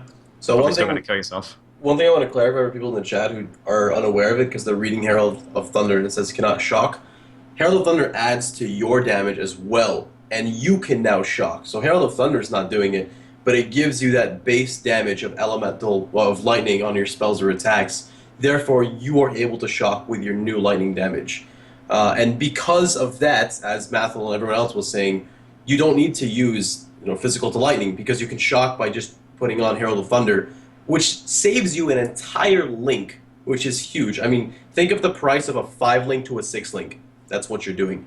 And it's ridiculous. The only way I can see it being put was at first I was like, well, if you want to lower your damage kind of and hybrid it, you could split it to Ellie, but at the same time, if you're physical, you're probably using Herald of Ash, you probably have Hatred, now you're doing Lightning, you're probably going to kill yourself to Elemental Reflect because it's going to be more annoying to mitigate than physical. I could be wrong there, but now you have 3 different damage types. You're probably not going to run all 3 resistance flasks. So the only way I personally see it, now once again I haven't really mapped around a tree or used it, but would probably be like the best bet is flipping to 100% conversion of something, because you have, I want to say, the most benefit there, but even then I still don't know how well it's going to be. But you got to remember, future patches are all along the way. We don't know what skill gems are coming out. We don't know what passive gems are coming out. Some new uniques could add it. Think about it, if the unique had Physical to Lightning on it, that's a 7 link or something, So we still don't know what the future patches hold for us, and I think it's very important to always look towards that. And someone was saying with a Lightning Arrow and like Lightning Strike or Static Shock, well, now Wet is even better, but you could just use melee Physical or something like that to make the Wet even better than using Physical to Lightning. You can have that argument all day, but until it becomes a multiplier, the multipliers will still be king, and honestly, Physical Lightning, you're like stretching to make it good. And the whole Voltaxic idea for your like Lightning Arrow Voltaxic actually has very low base physical damage, and an added Lightning level level 16 is still better than using Physical Cold to Fire. No, I mean Physical to Lightning. Excuse me. Yeah. Any real application I could see is, as I said, Static Strike converting to like 100% Lightning, and then maybe adding a Lightning Pen gem in it or something, and then all of a sudden your Isn't Lightning... the AoE already 100% Lightning though? Isn't that the main thing of the skill? No, the AoE is like... The AoE is isn't just all of your actual damage, It's whatever just you're 30% doing. less. It's just raw damage? Oh, weird. I thought it would be pure lightning. Okay. Okay, And I then- lied. It's the gem itself just actually turns like 60% of your physical into lightning, but the AoE just is 30% less of all of the damage you're dealing. Okay. Alright. It deals everything, technically. But if you could convert all of that into lightning, then throw a lightning pen gem in, maybe that somehow ends up being worth it. But Not sure. when you're doing that, all your damage is now Lightning, and then you would have to use Wrath over Hatred, because now your Lightning Pen will do nothing for your Hatred, and now you're using another gem in place of another gem you could use. And so it's just Yeah, essentially that's what I'm saying. You could maybe somehow just make a full lightning build and it could work. Because, you'd essentially be like, kind of like a melee arc build or something is what I'm saying then. Because you're just dealing similar sort of damage to arc, but you're kind of applying it yourself as an attack. I don't know. Okay, I'm going to flip this for a second because I just thought of something that someone in the chat said. And this may work, it may be like revolutionary or terrible. So someone in the chat just said, Physical to Lightning for an Evangelist. So that's actually not bad, because on a Summoner, you curse, like for example, I'm going to say I curse with Elemental Weakness, and whatever else I want to. So Ellie Weakness, Vulnerability is typically what I'll curse with, right? Well, I could swap my curse from Vulnerability over to Conductivity, and now normally I would have added Fire on my my zombies. I could swap added Fire with minion damage, get a 5 link what you normally run for your Spectres, run Physical to Lightning. Now you're still dealing near the effective amount of damage, lowered a bit because you're running Vuln, but you could be, benefiting someone in your party who's an archer, and I don't know, just saying in general, now you have a chance to shock from your evangelists, which would multiply your damage. Pops, all of this for 1 gem, though. That's all I'm saying. No, but that's not hurting you. You're just pulling out added fire, putting in minion damage, swapping a curse, and using a gem, which is not really changing your build. You're not touching your passive tree. You're just changing your gear. Like, just changing the gems, though, that's it. So then you would have to change up your EE. You're not using Arc or Lightning Bolt anymore either. I guess that's true. Yeah, that's true. Mm-hmm. Like I said, I didn't think the whole thing through, but I still feel like there is something you could do towards it, maybe. Yeah, people will find ways to min-max it in situations where it's worth it, and they'll find those cutesy things. I'm glad it's in the game. People will find it. It's just going to take a fair bit of time for people to use this. We're like struggling to think of a use, but there will be a use. We'll see a build of the week with it, and hopefully it won't be Prolith, and we'll all be cheering for it. I don't think there'll be too many big impact ones. I think there'll be builds where people like, if I use this, then I can grab these passives instead, and I get higher total damage. I think that's what'll happen mostly. There'll be some. I mean, now that I think about it, Static Strike converting completely to Lightning like that, you'd have full Lightning Static Strike, you go Wrath, you go Herald of Thunder, you scale your Wed pretty insanely, and then you get a dual Curse Herald of Thunder curse going, and you've got Conductivity and Elemental Weakness. I think that could actually end up being a really viable build, as dumb as it may sound. Might try that. You'd do what? Melee Fizz, Wed. Melee Fizz, yeah, probably Wed, Fist of Lightning Pen. And if you're going for the 6-link, multi-strike too, yeah. And then you'd go and since you're using a two-hander, you can then afford to do a dual curse on hit, Herald of Thunder set up in your chest or something, for example. This is such struggle. This is such struggle. I think we should stop dwelling on this support gem. Oh my god, it'll take months for us to figure this out. The amount of theory craft around a gem we're trying to find a use for. It's not bad, but you have to work at it. Anyway. Yeah, you do. It's hard work.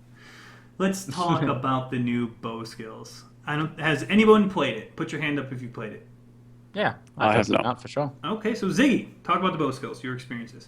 Okay, so there's the combo. There's the teleport one that leaves a clone behind you. The clone is a minion and does deal damage. It's like 75% of your effectiveness. Leveling it gives minion life and damage. It lasts for 3 seconds by default. The other one, instead of firing you to the location, it fires the clone to the location. The idea is that you can use both in PvP and bamboozle your opponents. Now, the only one in PvE that will really see much use, I think, unless people come up with some cutesy ideas, I've seen that you can do like multi-trap with it. Is the movement skill. As a movement skill for a bow character, it's solid. It's better than Lightning Warp. Good. And it doesn't need any support gems. You can use faster attacks on it, and you can use faster projectiles, and they very, very slightly speed it up, but it's really not worth it. So you can use this and basically benefit from your faster attacks. You're not losing out like you are with Lightning Warp because you don't have fast casting on a bow build. Put it in 1 gem slot, unset ring, whatever you have open, 1 random on a 5-link with 6 sockets or something, and then just use it as a movement skill. It's got a cooldown, but it's a very good movement skill without any support gems, so I think it's pretty well balanced. I think it's pretty well constructed. And as a bow character, it also means usually you have fast move speed, so usually your main way of getting around is by running. So if you run into a bad situation and you use that as an escape, it leaves a clone behind, which the mobs will keep attacking. So it's I like it. I think it's a great bow movement skill. It's pretty much what I wanted. That's all. I think that's all.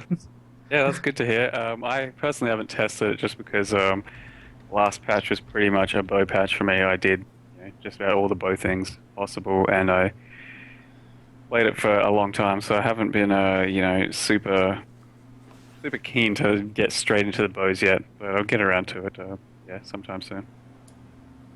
So there is a really interesting Reddit post, and that's something I rarely say. And you can actually use it with traps and multi-trap that. And I saw a use where if you put reduced duration with it in multi-trap and then use a sunblast hypothetically and you throw those, there is 40 million decoys of you now on the ground that instantly pop out. That could cause some really interesting jukes. Really interesting jukes. That's true. Now, let's say you throw it on a trap, they step on that trap and it's blink arrow. Does that port you somewhere? How does that work? I'm really interested to see how this works. Or does it fire? I really don't know. It'll fire the projectile and teleport you to that. So I guess you set the trap and that puts you in melee range, maybe like a point blank puncture character. so that when they step on the trap, it teleports you to them. You shoot them in the face with puncture, and then they die. Maybe that's what you do with it. This is just really That's interesting cool. things to think It's about. cool, isn't it? It's rad. I mean, I want to see that in PvP. That's like total jukes right there. I want to see that really bad. And I do think that, there's been a lot of QQ, Ziggy, about bow movement skills. It's been warranted. I don't know, like, it kind of makes sense with Blink Arrow in PvP. It's going to be, what's the point of the decoy? It works okay in PvE. So it's made sense that they had the mirror one as well, because now it's really good for PvP to go either way. I'm really excited to see it. And when we saw Rory do it, not game design Rory, the other Rory, I confused them. It was really interesting watching him juke people in PvP. Like he'd fire off the mirror shot and he'd leap slam after the decoy and you're like, yeah! You're like cheering for him. I'm really excited to see the use for this stuff. I'm going to be right back really fast. Alright. So now that we've talked about the gems, even though we spent the most time on physical to lightning, God, we suck. Let's talk about patch 1.3 meta. Obviously, the meta shift, really the shift is using the new skills, not so much shifting an old skill, like a favor skill into a new old skill, like when Arc got its rework. Flame Blast still seems to be king, right, Mr. Flame Dab? And Yep. we saw a lot of nerfs to a lot of type of damage sources, but we didn't really see a touch to Prolif.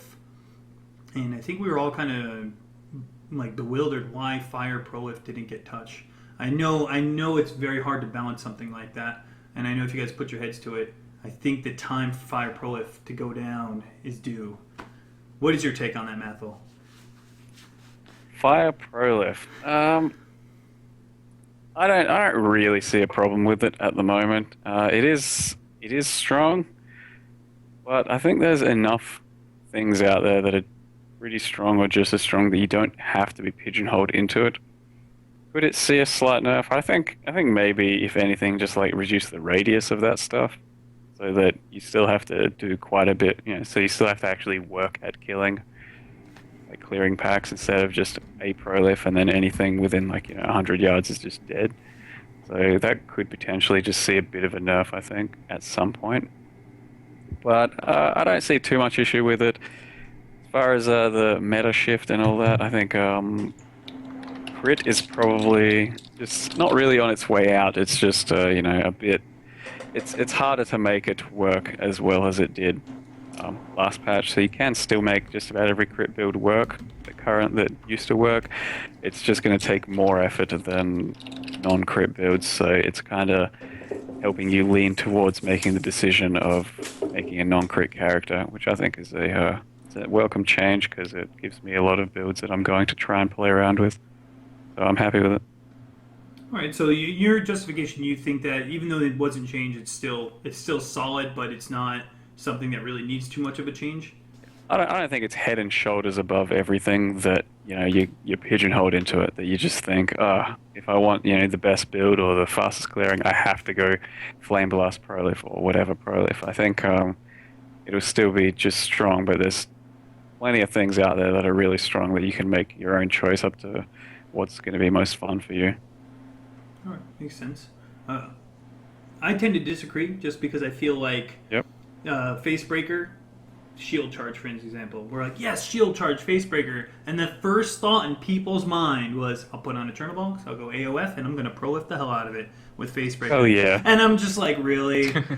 When the meta is finding a way, Cold Snap, for example, no disrespect, Pox, I made a Cold Snap build that was all based around freezing, and it was awesome. And they're like, oh, why don't you just go CTF and Avatar of Fire and make it go Prolif? When the entire community is finding ways to turn something into Ignite Prolif, and it's solid still nonetheless, I feel it does need a drawback. And I just want the meta to go away. That's just my personal preference. Some people still really like it.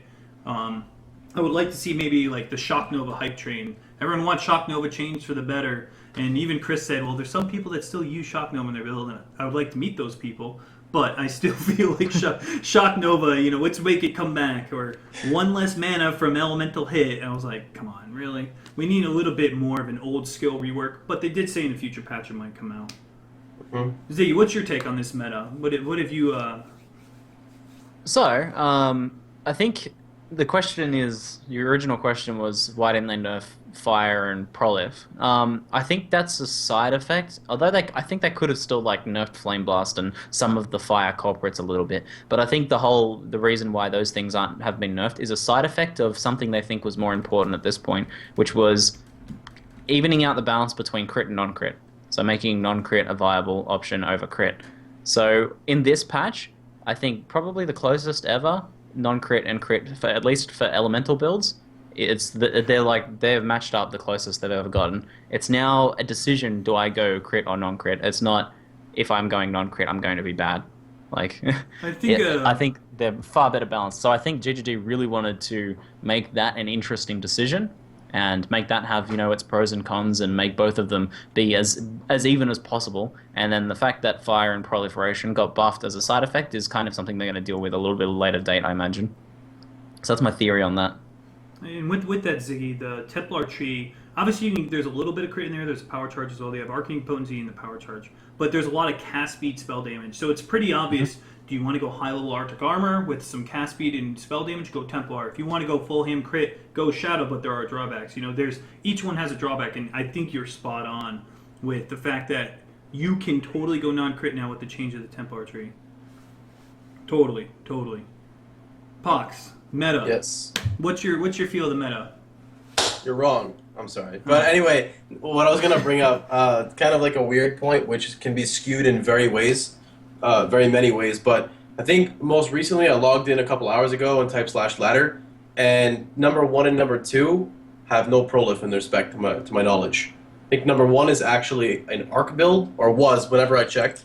I looked at his stream, he was arc, and then there was Etup, which is playing a melee, which there was no prolif. Now, like I said, this is subject to, he's playing more than him, etc., etc., etc. But on the flip side, when I was the first day, I remember number 1 was a Flame Blast prolif, and I'm a Burn prolif. And I think that it's too early, honestly, to judge to see what the meta is, because it's a day and a half, 2 days into the league. Yeah. We don't know yet. Like, we have no clue.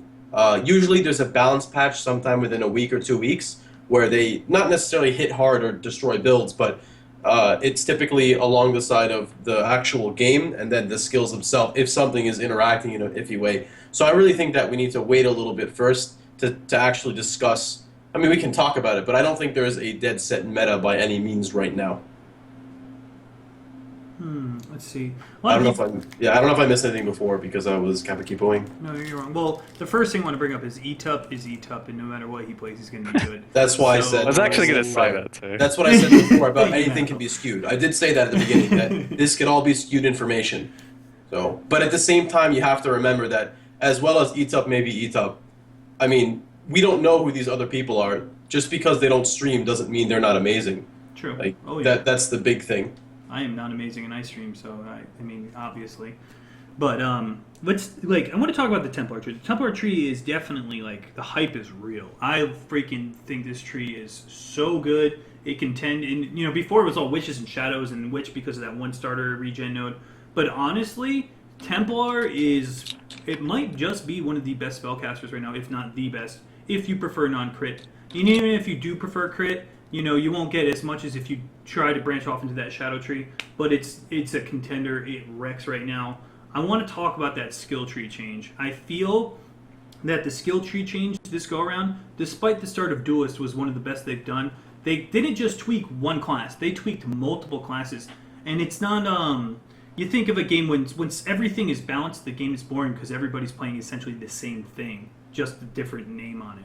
There's still a dynamic to each class. However, there is no clear-cut winner, which was the best. Now you're well, I can play Templar and I can pick up this earlier. You actually can make a choice not on what's the best, and it's still completely different. What is your take on the skill tree, Mathil, this go around? I'm pretty in agreement. I really like Templar change, and I don't know if it's just because I'm drawn to things that are really strong, so I'm more than happy to make my character more powerful because of it. But yeah, I do there's pretty much a reason to go into the Templar tree for every build that I've seen so far. That I've tried to make, a melee build, spellcaster build, any type of build. I feel like going to the Templar side because there's something for everyone, especially like those shock and freeze ignite nodes. 5% with there and 5% on one, 5% on another. That's 10%. My melee build all of a sudden that's RT is all of a sudden shocking and freezing things, and that's really it's nice to be able to do that. And I'm actually still pretty happy with the changes to Marauder and Duelist as well. It's opened up quite a lot of different possibilities, and yeah, it's more or less for me which class you want to start with what you want to get first. So it's not necessarily one's better than the other. I'm probably going to just about all three for any build. So it has opened up that entire side of the tree for me and a lot of possibilities. And yeah, I feel it's strong, but not overpowered strong. I'm still more than happy to make shadows, witches, rangers, and use things in those trees. I'm pretty happy with where it's at, and I don't think it's too much. So yeah, I'm okay with it. Ziggy, do you have any input you'd like to talk about the new tree design? Yeah, the Templar start and the Witch Templar start like early area rebalance was awesome. Like they're now both. It's like do I want to start Templar because I want more life regeneration and defense, or do I want to start Witch because I want more more mana and a little bit more spell damage? So they're both very very close now and both really good decisions. Marauder is a funny one. Marauder looks good. Like the tree looks good. I think it's an improvement, but it doesn't jump out to me as much as Templar or even Duelist does. Like the changes, I'm not seeing as much there. So I don't know. I don't play many Marauder builds though, so that's probably why. And the Duelist outer area is fantastic. So much there. When I was planning melee characters, I remade my build like 15 times just because I was like, oh no, I want to get this instead. But oh, well, what about all this stuff? There's just so much good, cool stuff there. Unfortunately, that Duelist start is just slightly worse than Ranger or Marauder, I feel. So that needs to maybe be looked at a little bit. Just that, I call it the Duelist testicles. It's the two balls below the Duelist. People say... Yeah, maybe there's like one less passive in each of those balls would be good. Oh my god. Duelist testicles. And I personally didn't see that because I'm not looking for it.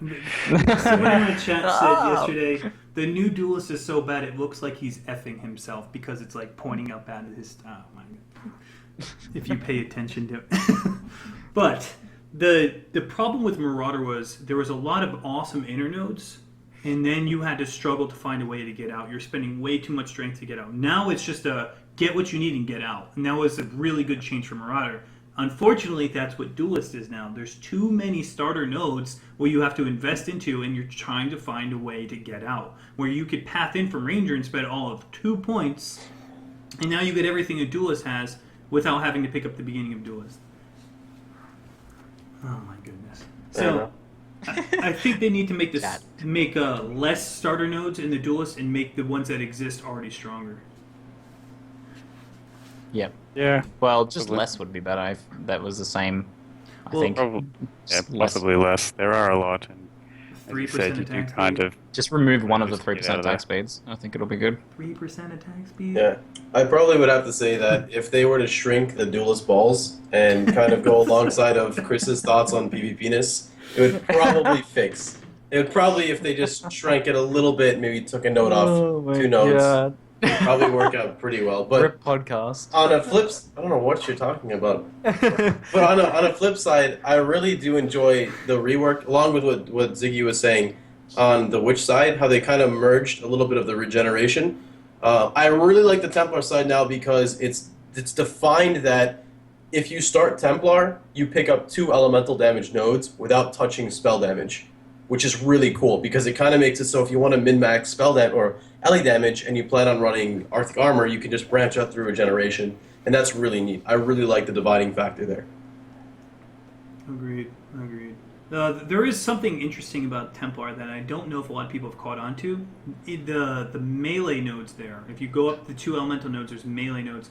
It does not specifically say physical. It just says melee damage. So if you do plan on playing an elemental-based build, we get so used to melee physical. This is the first time in the tree we've seen melee damage. So it's actually still fine to play a melee build that's going hybrid elemental as a Templar. Yeah. Good stuff. Or like Ellie Cleave will still benefit from that completely. It's just a new way to look at it. All right.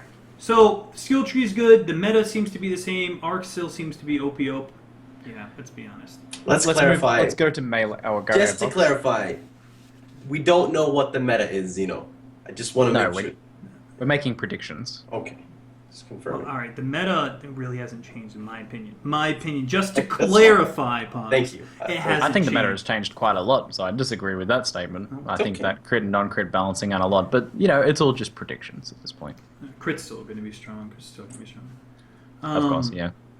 What's it called? The change to the Witch Start. This is the first time. Before I never pathed through there because at the 20% and the 210s, they just didn't seem very efficient pathing. But now with the new mana regen and I actually want to path through there, so I'm picking up more mana regeneration than I normally do because I don't really need the other 4 wheels that lead up to the life and mana wheel. This was the first time on my character I was actually ever able to level up Arctic Armor as I went until I didn't have enough dex to level it anymore. So I actually put on Arctic Armor, leveled it up, it leveled up, kept going, and I did not need to ever stop leveling it to manage my mana because of that change to Witch Start. Is it a little bit overpowered? I don't know, but it's freaking awesome. Is it like 80% regen, those nodes now? It's 55 total with 24% mana, and then right after it you have the mana wheel with life. So you just have all of this raw mana. I put on one piece That's of less Gareth regen than mana. before, but more mana.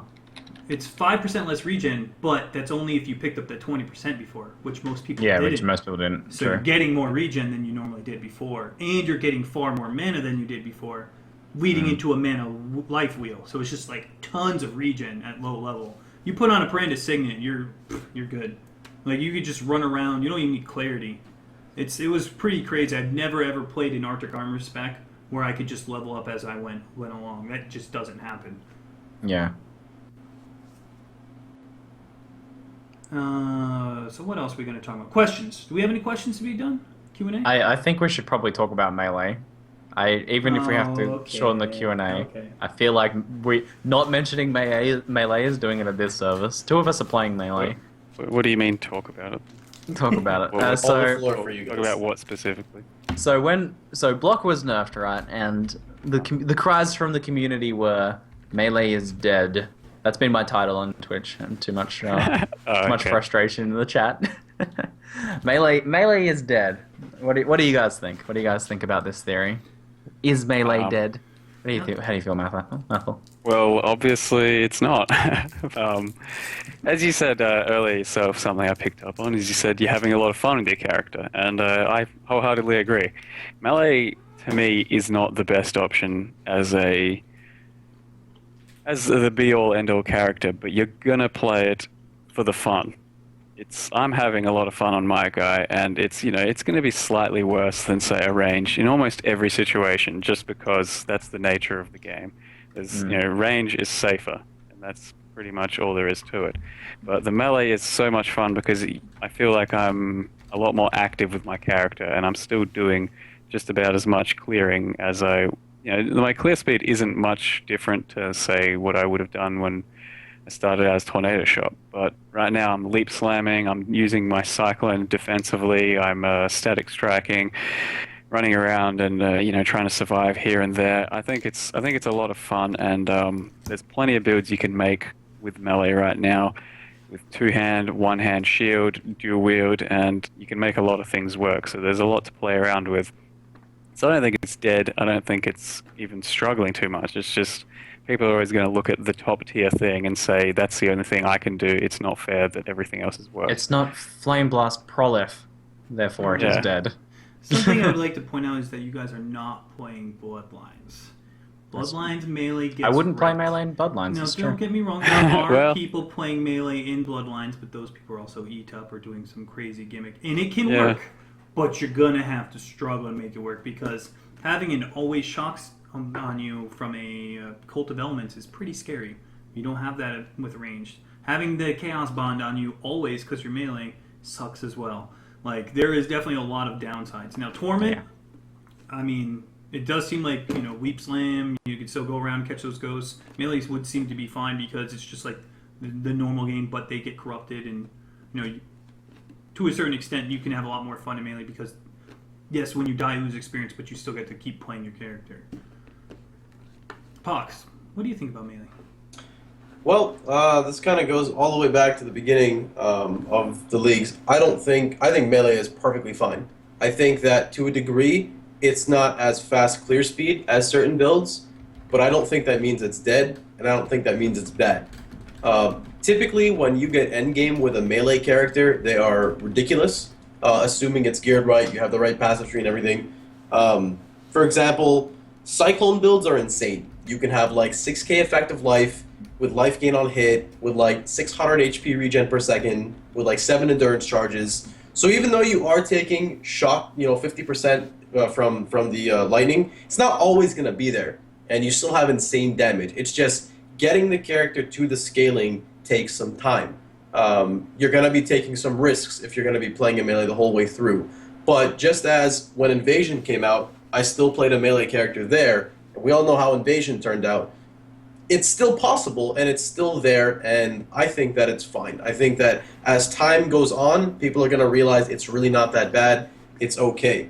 Kind of like how skill gems come out, and people are like, wow, this is terrible. And then a week or two come by, a month goes by, and people just realize, this is how it works, and I think it's going to be fine. Another thing, with this whole clear speed, the longer we keep playing PoE, the talk of clear speed, maybe we could take a step back here, sacrifice one of our links for life gain on hit. Life gain on hit used to be like go-to, and now like pair life gain on hit with Reap. Yeah, you might not do as much damage, but you're living, and that's something to be said, because if you're dead, you ain't freaking doing damage at all. And, PoE's roots before was getting a ton of defenses, at least from what I remember. And now it's just been, well, you're sacrificing a defensive link and you're not getting as much damage. Well, I want to live. It's just something to think about. Looking at melee within a bubble now, I would say that the changes that have been made in regards to melee have promoted diversity in melee. I think it's been a big buff for diversity, and I think maybe now a lot of people that were only ever playing max block builds and not playing other builds because they couldn't effectively go max block will now try different melee specs, and I think that's a good thing for the game. Agreed. Before it was just like, the past, we've seen Invasion for so long now, and I still think that, running 7 endurance charges with that new 4% node, that's pretty much essential in other endurance charges. You could play melee quite efficiently. Two-handers are looking a little bit more attractive now with Vengeance and the extra 4% on the tree, the various armor buffs. I think it's looking better, and I think armor is looking a little bit better overall as well. People are still not going to like it as much because it's not as stronger feeling defenses, evasion, and some of the other mitigation. But I still think armor is good. I think a lot of the armor is garbage, is rubbish. Is garbage itself. That sort of statement is garbage. So, do we have any other things you want to say about melee before we press on?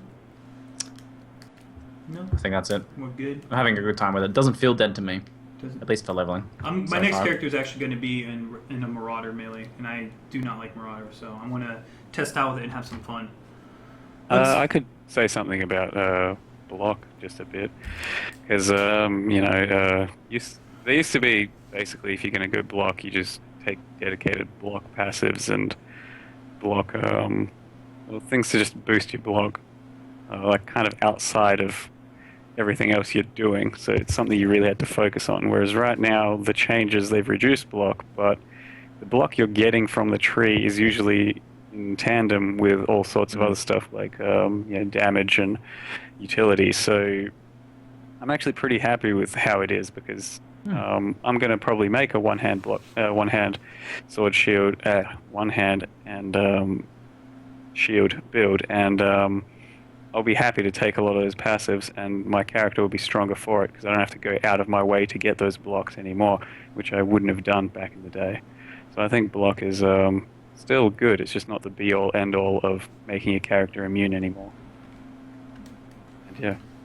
With those block Agreed, totally. moves, like before getting shield defense, getting like 150 plus was really hard. Now you can achieve like 400%, 500 if you're face breaker. Shield defense is no joke. No joke. Essentially, you're dropping block, gaining damage in other sources, and having the ability to get like a free 5,000 to 6,000 armor or evasion. being, you know, the opposite of what you have. So if you have 10k armor, you put on the shield, you get 6k evasion, assuming you just use an evasion shield. And you say you have 10 to 15k evasion, you put on an armor shield. If for some reason you're not, you know, if you're not using acro and whatnot, you get like 6k armor. And I really like hybrid builds, so I think it's perfectly fine. All right, so enough of the melee talk. Do we have any questions to be fired off here? I haven't collected any questions from the chat during the stream. Well, There's been no question asking. We forgot to mention it. if you guys want to get and ask us some questions, well, in the meantime, we have like, what, 20 minutes left? Well, Like, 8 minutes, so great. I can bring Not that something long. up then, if you guys want. It has nothing to do with this. It's just like a in the future thing. Ready? Go. So when Act 4 releases, who's excited to do Dominus on Merciless before you can, progress to Act 4? Yeah. Well, they're probably going to nix Cruel, let's be honest. They'll probably remove Cruel, so you're still only killing him twice. They said they might not now. No, they said they They might originally not. planned to, but they might not. Well, Dominus I hope might they just do. not be as hard as he is now in Merciless. I think he should be harder. I think he should he be should be like harder? Palace Dominus. He should Well, one-shot Cruel you Dominus with- has always been the really big hurdle. It makes sense that the biggest hurdle should be in Merciless, I think. So Mhm. I think Merciless Dominus being harder, I think that'll be alright. Should be I a wanna struggle. I want to see it. It'll be fun. It'll be a It will lot be of fun. fun, yeah. Because I'll have I- to rebalance a bit though, because a lot of people currently do maps and then go do Dominus and Merciless, so well, we'll there's need no- probably some other content to farm before Dominus, That's or it needs to get a Because bit easier maybe. This time around, when I did Dominus when I was racing, I was right below the first group when I was soloing, and I killed him at level 48 with like 1.6k HP. So doing, I don't know, I feel like I want to see Merciless Dominus. I want to actually see content that you actually have to like set aside 5 to 10 minutes to get gear for, possibly, or level up or get this node just to kill. Because in Merciless, it's the minus 40% penalty of resistances. So you might not be capped resistant, so you might actually have to go out of your way to do it. I don't know. You know, this is all speculation. But it would be really cool to see something you actually have to progress for before you enter maps. I think that'd be cool to have like an actual hurdle. Oh, Dominus is already frustrating enough as it is. Like, Should be more frustrating. that's the best thing. You kill him Cruel and you're like, screw you, see you later. Never again. Yeah. A few people are asking about PvP. We haven't really talked about PvP in this podcast because it hasn't really started yet.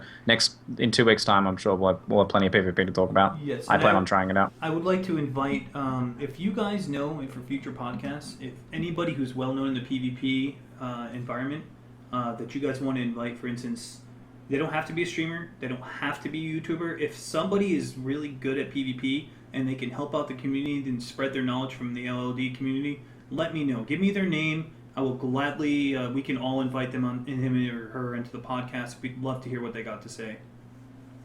Actually, you know what? We got about 6 minutes left. We got like 2 questions. Pick one, somebody.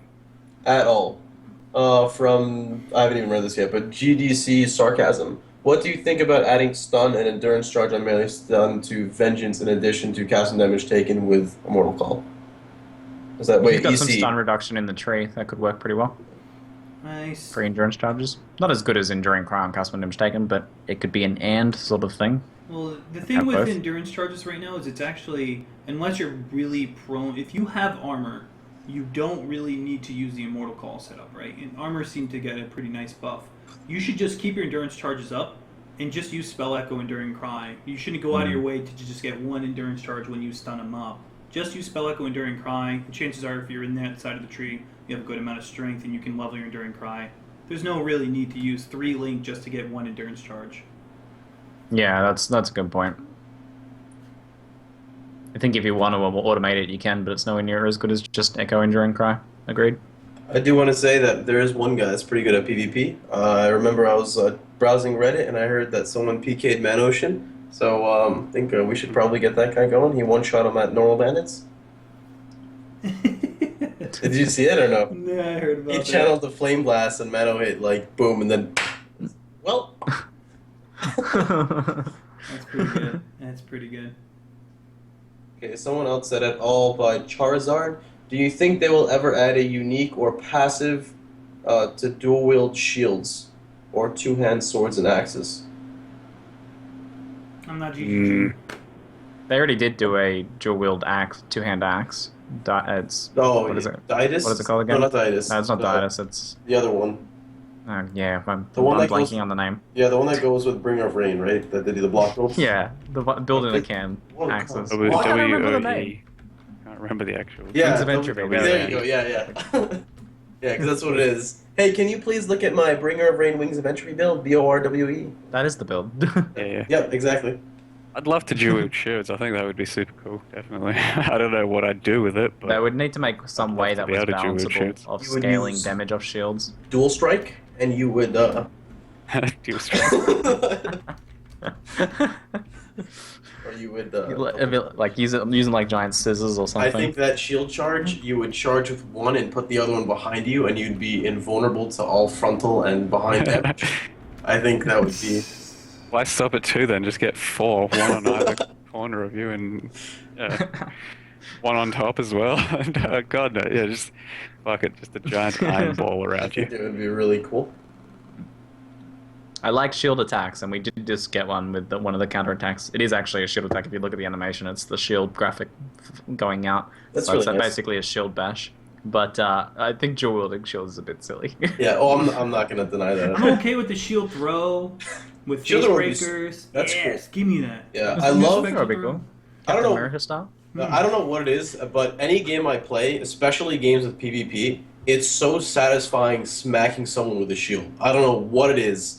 Like in games you play, you get bashed, and you just take your shield, bah, you just slap in the face. It's like a slapdown, isn't it? Yeah, it's like, just So good. It's like- satisfying. get slapped. Sometimes you purposely wait till they're at like 5%. I'm like, I'm just gonna. Oh, you just died from that. It's just, I don't know. It just feels so nice. It's great. I still do find it funny that the only two-hander that can block and have a high crit is still a staff, and it's a little stick. But I would Little like stick. to see. I would like to see more two-handed separation where it's not. Well, I'm two-handed, therefore I go resolute technique. I think You that's mean like kind of different base type axes that have different stats on them, for Yes, example? like you have Or scepters variation and within one-handed axes? maces. You can go. You could choose, or Yeah, you know, I like that idea. all the two-handers with the exception of staff are all 5% low base crit, and We've got a bit of that, like foils versus swords. They're a bit different. We've got Exactly. scepters versus maces. I would like to see more of that. Maybe within the axe category would be pretty rad. Yep. There's like no like there's all these axe accuracy nodes on the tree, and you're like, well, I'm not really gonna go crit axes. That doesn't really favor me, so I'm just gonna go resolute technique, and all this axe accuracy goes to waste. Not really. You know, there's just it doesn't make sense to me.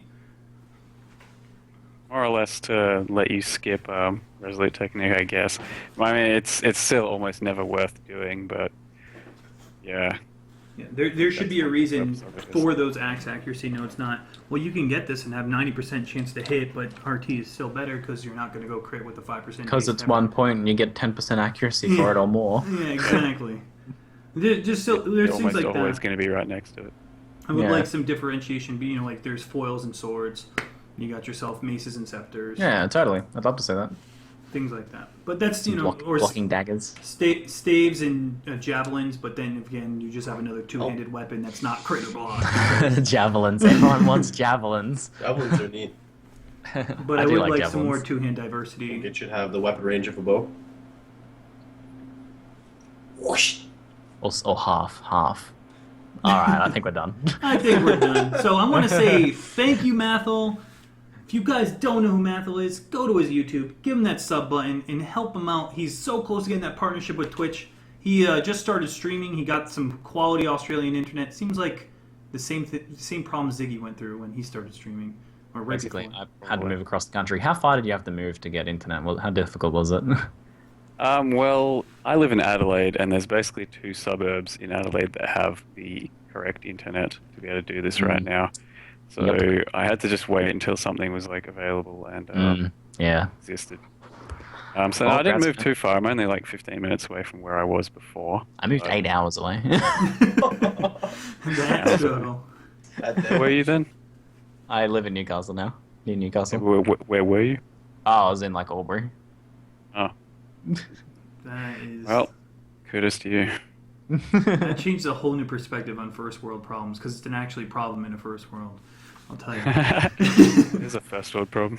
So definitely toss him a sub and a follow on Twitch. Let's get him that partnership. He's a really good streamer, and he knows this game in and out. He's got a lot of quality builds. So thank you, Mathil, for coming on. We appreciate it. Thanks for the kind words, and no worries, man. Next episode, we have Lifting Nerd Bro coming on, and he's in a very similar situation as Mathil, where he is on the cusp of his partnership. Awesome for the community and quality YouTube. You know, the dream is real. Let's get these guys where they need to be, and we're very excited to have him on board. He's Danish, he's awesome, and I believe he's a personal trainer, right? Yes. Yeah. So he'll be on for episode 22. We don't have anyone reserved for 23, and Man, for episode... Both of these episodes are making me feel so unfit. For 24, I got Rich J Money involved, and he might just be yeah. down here at our house with Pox and I, so we can have 3 people in the same house. Please no DDoS. But yes, he'll probably be involved. Also known as Kappa J Money, for people who don't know. Kappa J Mowgli, or if that one works. Kappa J Kappa. Oh, okay. He'll be involved. And then for 23, let me know who you guys want involved. We listen to you. You guys kept saying Mathil. We got Mathil. Yeah, for people who don't know, this is community feedback. When we have a podcast, we post it on Reddit, and then after the podcast, we usually post like a follow-up, like what did you guys think? What are some topics you want us to discuss? Like this is all from you guys. Like we don't think, I mean, we think of it from on our own, but it's community feedback. You know, this is for the community of Path of Exile. So. Absolutely. Is this the last podcast of this year? Let's see. The next one we have planned is for the 28th of December, right in between New Year's and Christmas, so it's actually still quite nice. And then after that, it'll be after the New Year. We're almost up to 1 full year of podcast episodes. We're creeping on March. Maybe we should do something special at the 1 year mark. But we're closing in on that. This is episode 21, about 42 weeks of podcasting. We're really excited about it. Again, for 23, whoever you guys want involved, let us know. And then for episode 25, I'm going to try and get Nick involved. He is he's been spearheading the PvP over there at GGG. So GGG Nick, I believe his tag is. I'm not sure his exact tag, but I would like to get him involved. And you guys have been awesome. The feedback has been real. Again, thank you, Path of Exile. You guys have helped us out so much. We have 13 microtransactions to give away after this episode. You guys rock. And great job with this patch. Patch 1.3, there was a lot of salt when we read the notes, but the content is very solid. I'm sure you guys have some crafty things in store for us throughout the patch, and we are very excited for Act 4 as well. And then I want to thank Twitch again for the continued guys' support with Path of Exile. They've been really helping us out. Think about where Path of Exile has come from just a year ago. We had maybe 1 or 2 streamers that averaged 150 viewers, with the exception of Crip when he came on.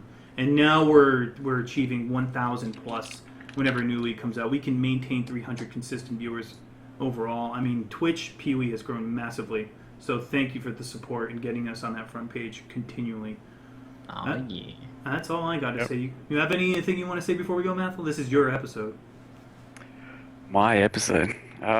No, it was fun, yeah. I enjoy just talking about Path of Exile, especially with people that know the game, because I don't often get to do that. Yep. And, well, yeah, no one really knows the game as far as... I have friends that play it, but they more or less just starting and all that. Yeah, no, it was fun. Yeah, thanks for the shout-outs for my YouTube and my Twitch. And yeah, I fully agree. The game's growing and it's going in a good direction, especially on the streaming end. There, as you said, there's a lot more people watching Path of Exile these days than there used to be. And that's probably a reflection of the quality of the game and the streamers available. So, yeah. And yeah, once again, thanks. No problem, man. Any promotion for you is totally warranted. I think that's it, guys. Stay tuned. We're going to give away some MTX. In order to receive these MTX, you don't spam !! giveaway. All right. We'll be right back in about 5 minutes. See you guys.